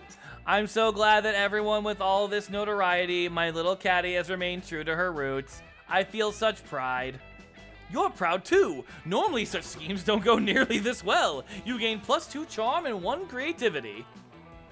Alright. Your charm is insane. I'm not going to get creativity anywhere. I need to get fun stats. I'm thinking I can get fun at the lake. Aw, cute outfit. That day you bring a magazine to read by the lake that covers the story, How to Gain Fun While Can't... I don't like that the game is sentient. This game just knows you. Step 1, go to the lake. Step 2, wait. What, that's it? Then why hasn't this worked out for you yet? Oh wait, you just gained +3 fun! Thanks, Cosmopolitan! You break off from the group a little early to attend a CPR class at the lifeguard shack. You never miss a CPR class because you're a creep. The game is sentient. Yeah. Hey! Luckily for you, 2 of your smoking hot campmates are already there when you arrive. Damien doesn't seem happy about it, though. What the hell is this, Joy? You said you could teach me water magic today. No, I didn't. You said it with that stupid sock that you made of me, while doing a frankly offensive impression of my voice. Jesus Christ. Damn, that always works on Scott. But come on, why are we at this stupid class? Because saving lives is true magic, Damien. I imagine her like doing like the SpongeBob imagination thing with her hands and like little black rose petals like forming. Also, I love the fact that the sock puppet thing works on Scott. Come on, of course it does. Wait, like actual magic? If I say yes, will you shut up and take the class? For sure. Then yes, you're learning actual magic. God, I love her. Fuck yeah, I'm gonna use it to kill people. Who are these guys? Oh. Oh. Okay. I kind of want to do both of them. Okay. Honestly, I would say let Ellie do the femme presenting one, and then you do the guy that looks like Moss Beetlejuice. Okay, I hear you, but what if we did the opposite? Yes! I like it! God, Baz, you probably already know the voice I'm about to do, and that's making it hard for me to do it. There's three voices that I feel like you would be doing for this. I'm just waiting.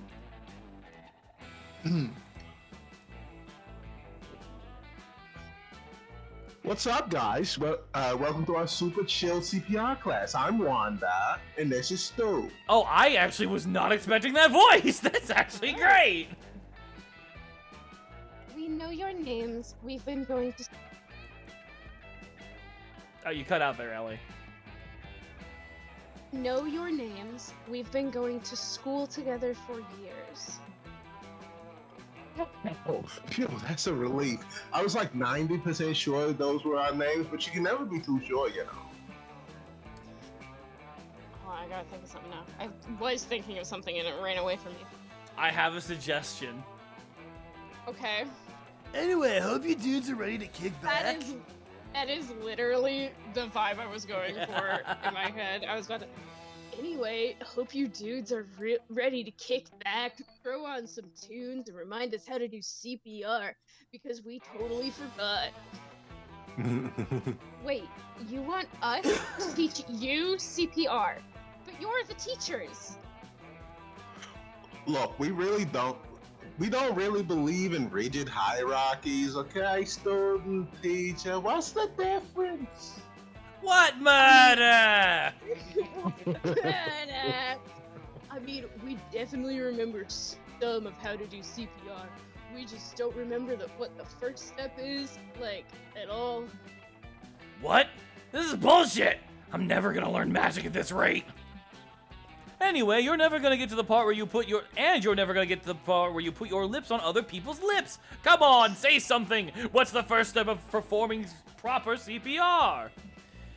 Before performing CPR, always check your mouth to make sure it's not busy eating some delicious pasta.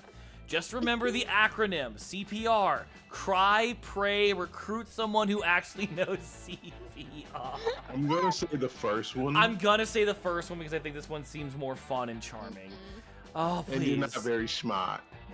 No! I don't have enough in the fun category! Oh, well, it turns out Miles was right. Like, it's the right answer, but my stats are such garbage now.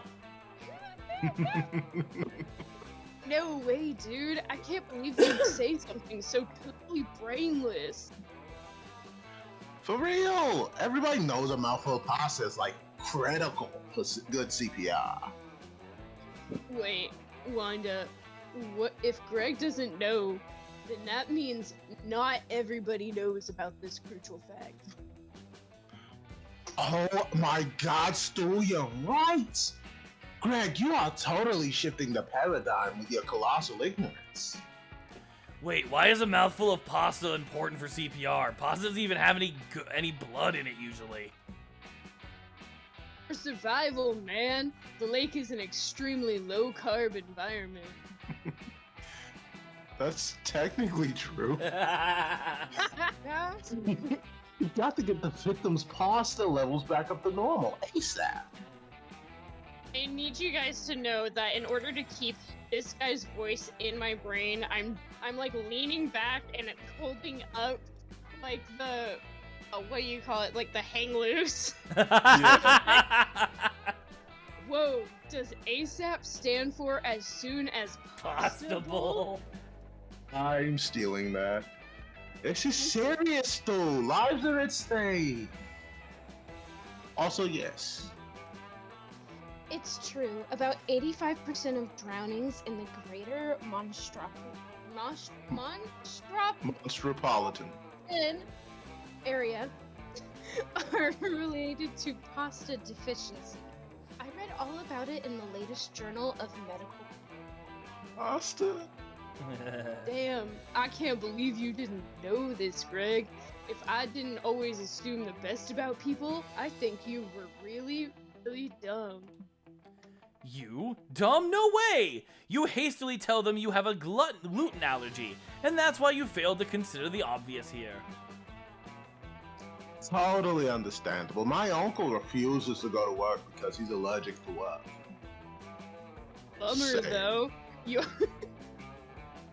Bummer though, you're gonna have to sit out the next part of the CPR lesson.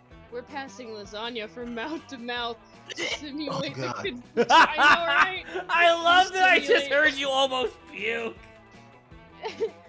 To simulate the conditions you'd face in a real emergency.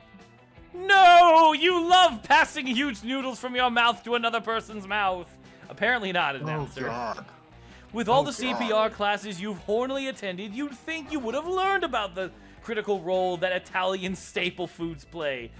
God damn it. I'm gonna go ahead and message Miles and be like, okay, so you were technically right. The fall of the mighty. It's great. You're God my damn. God. I'm You're just charming. You have a combo. so me, just me. I'm just. But here's the worst. I'm me, but I'm a lesser version of me because clearly my fun and charming isn't good enough. All right, where are you going? Oh, it's me. Yeah. Let's go to the manor. While exploring the haunting manor, you find an enchanted skull who speaks in riddles. His voice makes your ears bleed. You decide to name him Sparky and put him on your keychain as a fun pet. He tells you all sorts of cool things, like, beware the tides of Venus! If you meet a guy named Lenny at Costco, don't give him $20! But his mixtape is fire. He told me. Sparky also tells you exactly when and how you'll die. Apparently it's gonna involve a lot of mozzarella sticks. You gain +3 bonus for gaining that foresight. I believe it. You're wandering aimlessly around the camp looking for joy for a very important reason, completely unrelated to wanting to smooch your cute face. When suddenly, Hey, Looney, there you are. I've been wandering around camp looking for you for a very important reason. oh, you know what that means. The world is going to end. Oh. Huh. Guess you didn't know what that meant. There's an asteroid headed right for us, and if we don't complete this incredibly complex and epic ritual to alter its path, this could be the end for the whole planet.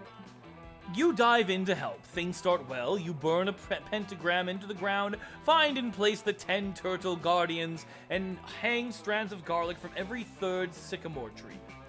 By the time you reach the step where you have to get the entire camp to run around in circles, shrieking and wailing, which they do with great enthusiasm, it seems like nothing can get in your way. What the fuck? Hello?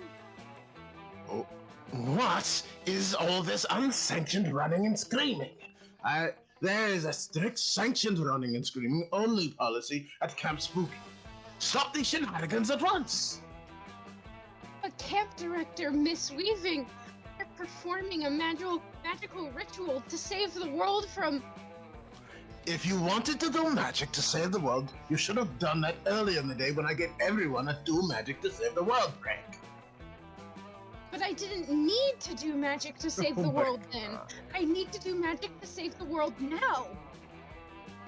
Young lady, I am so sick and tired of your generation using magic to solve all your problems. In fact, I'm going to confiscate your magic so you learn how to cope without it. That's ridiculous. Magic isn't a thing you can just... Wait.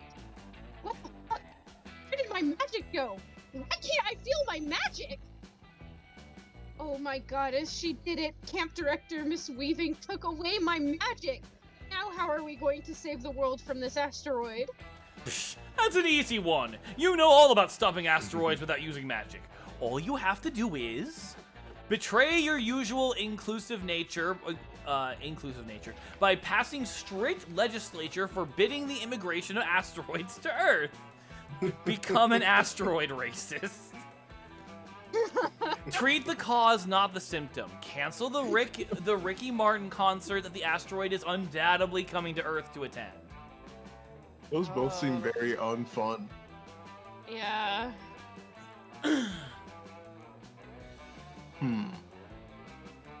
Which one sounds more bold or more intelligent? Right.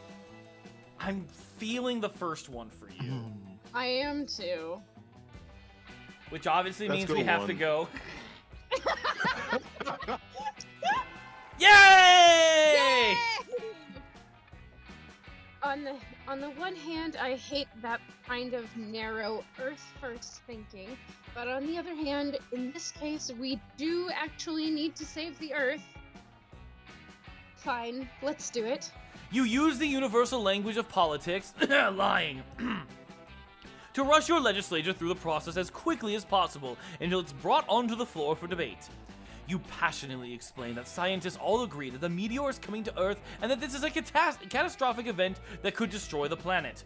You speak of mass extinction, extreme weather events that could kill thousands, gonna work. new diseases caused by changes in weather melting the performance, a collapse in food production. Permafrost.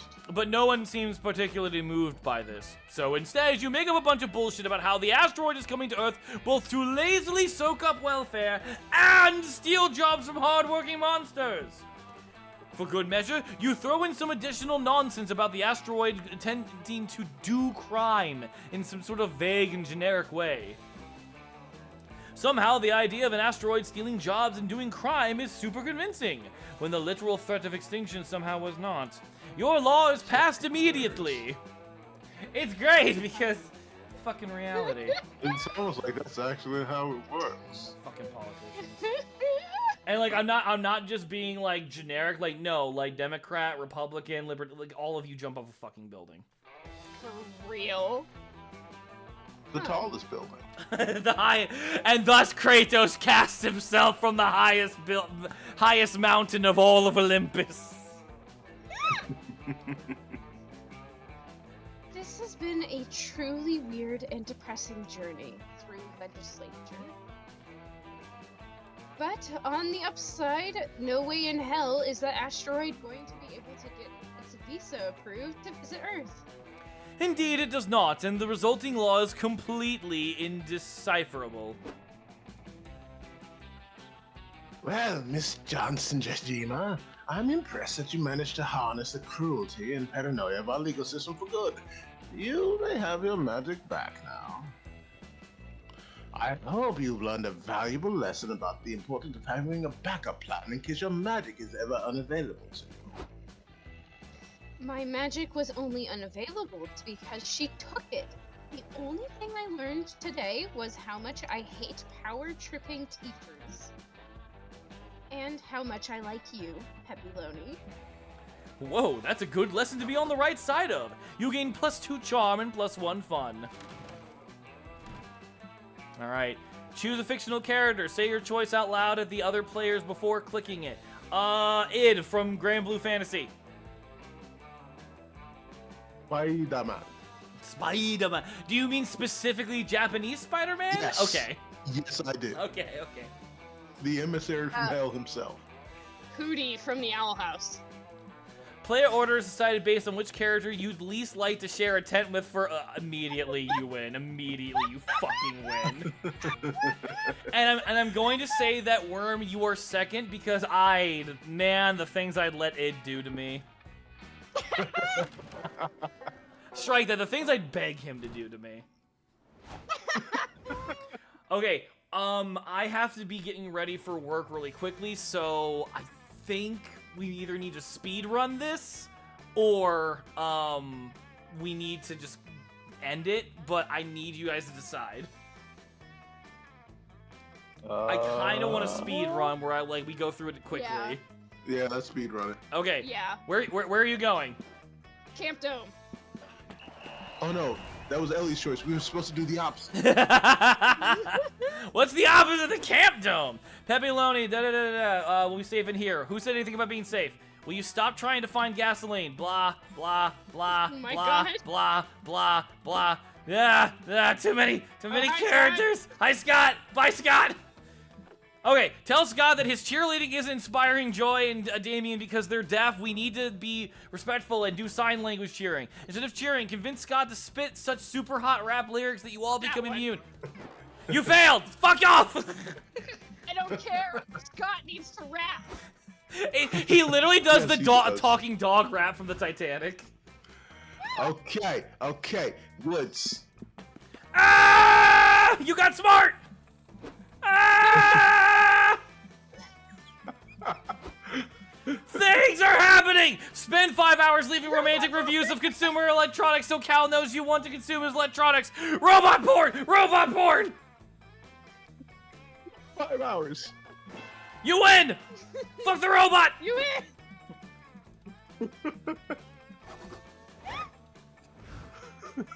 Okay, I'm gonna go to the lake again. I want fun. Things happen. I'm really fun and charming, but I'm dumb as bricks. Why are your tits so nice? Where have they been all game? Oh, no. Okay, damn it. I wish we didn't have to speedrun this. Convince them that chicken fights are for kids. Real men only engage in intense chicken peace treaties. Blow bubbles to make it look like Morty farted. Ah! No, I'm so dumb! The fucking Minotaur guy is posing everybody.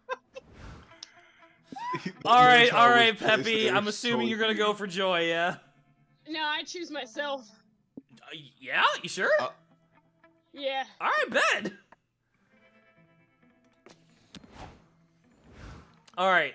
What about you, bud? You know it's Milo. You know it's Milo. I don't know if you've got enough for Milo, but you want to risk it?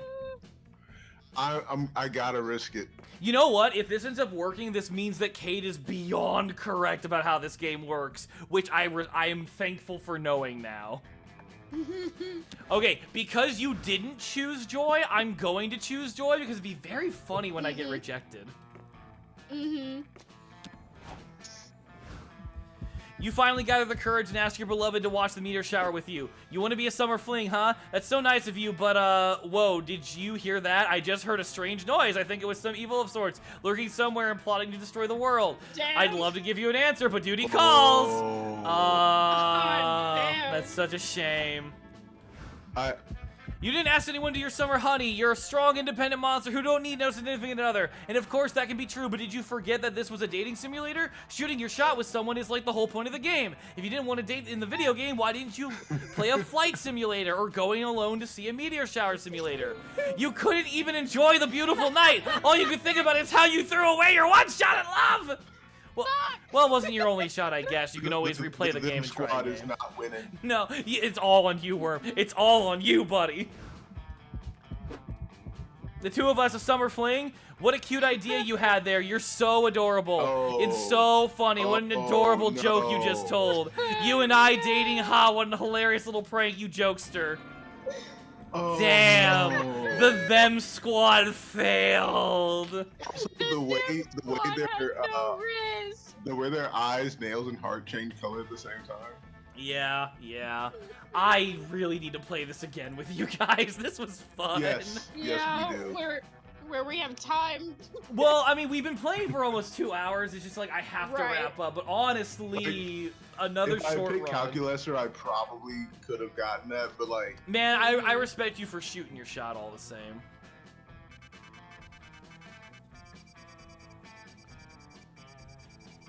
Nice. Nice. nice, Nice. nice. Nice. Yeah. All right, and we all suck, but we saw a cool meteor shower, I guess. Even today, I can still close my eyes, and I'm there on that last summer night, feeling like I was just starting to live life.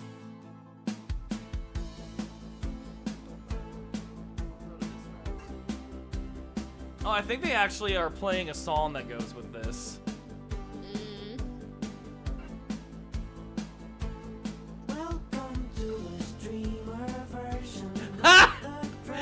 I'm so happy with this! Thanks for playing Monster Camp. What did you like the most about it? Oh, that's great. Man, they actually put on proper like little animatics for this. This is great. Aww. So fucking cute. Oh, love it. Oh my goodness. Piggy! It's a pinky Oh. promise. It won't strike you down, down, down. Oh, hey, Dodger. I know Dodger was in this. I actually think she plays this character. You will monetize. Streaming monster camp. You won't get a strike.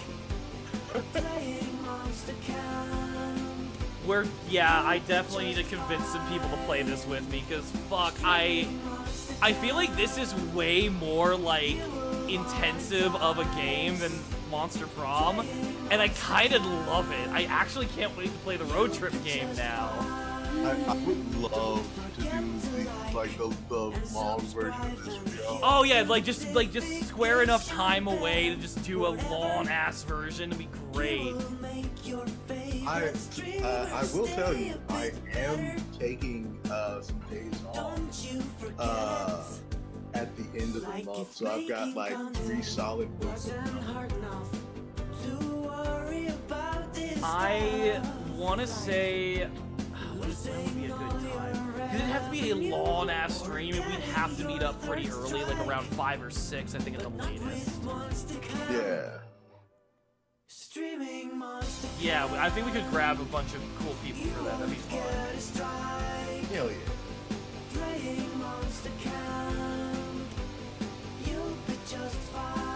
Oh, this is so cute. Was that a glass of bees? I like that they're doing the little bounce.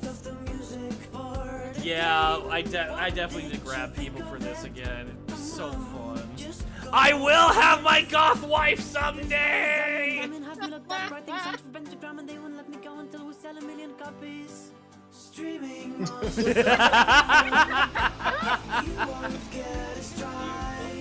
Oh, this game's so fucking good, dude. Say goodbye to the streamer version of the credit song. And remember, streaming monster camp, you'll be just fine. I do want to listen to like what the actual song is later. I'm sure it's on Spotify. You've just unlocked coffee bits to relax and study to. This is great. Okay, so there's the meta shop. I'm actually curious. Oh my god, what? You earn memories every time. What are special things, you ask? Well, trust me, you'll know when you see one. Don't fret, you'll also get some memories. You can spend your memories to unlock tutorial guide, new outfit packs, gallery content, and drinks, which you can access in Juan's free drinks drinking game mode. Monster Camp truly is the gift that keeps on giving. On top of that, if you're already played Monster Camp before, you'll get your corresponding summer memories retroactively for what you already achieved. Aren't we nice? Either buy something or get busy playing the game. Okay. And there's free shit. Yeah, I'm gonna go ahead and just snap up all the free shit really quick. Because this is actively going to, like, change the game, apparently. Oh.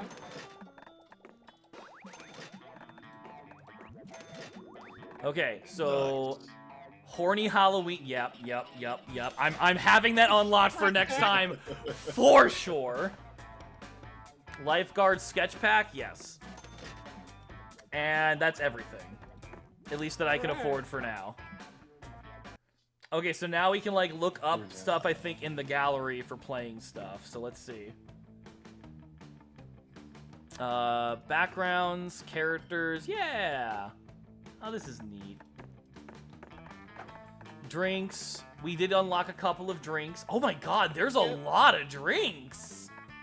Dang. Like a lot. Okay, so concept art. We got something earlier. Ooh. Got one, then stew. The stool. Oh, I like I that. haven't asked. What voice did you think I was gonna pull out? I really thought you were just gonna like, yeah, go for girl voice. I just thought you were gonna do something like that, like make it really dumb and obvious. I like these guys. Let's see here. Then there's special stuff. Leaves rustling. A giggling bush. God, this is great. We got a, Yeah, we I was got a kinda- lot of the stew stuff. Yeah, I was kind of going for the wife and Bob's Burgers. I could hear it. I Mhm. could hear Linda. No, yeah, it definitely worked. Alright, so characters. Oh, there's a lot of characters we have not unlocked yet. Let's go. See, I'm waiting for the opportunity to see you interact with a side of beef. side of beef.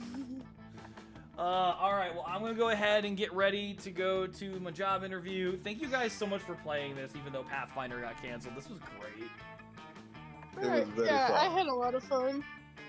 Alright, have a good one, and bye, everybody!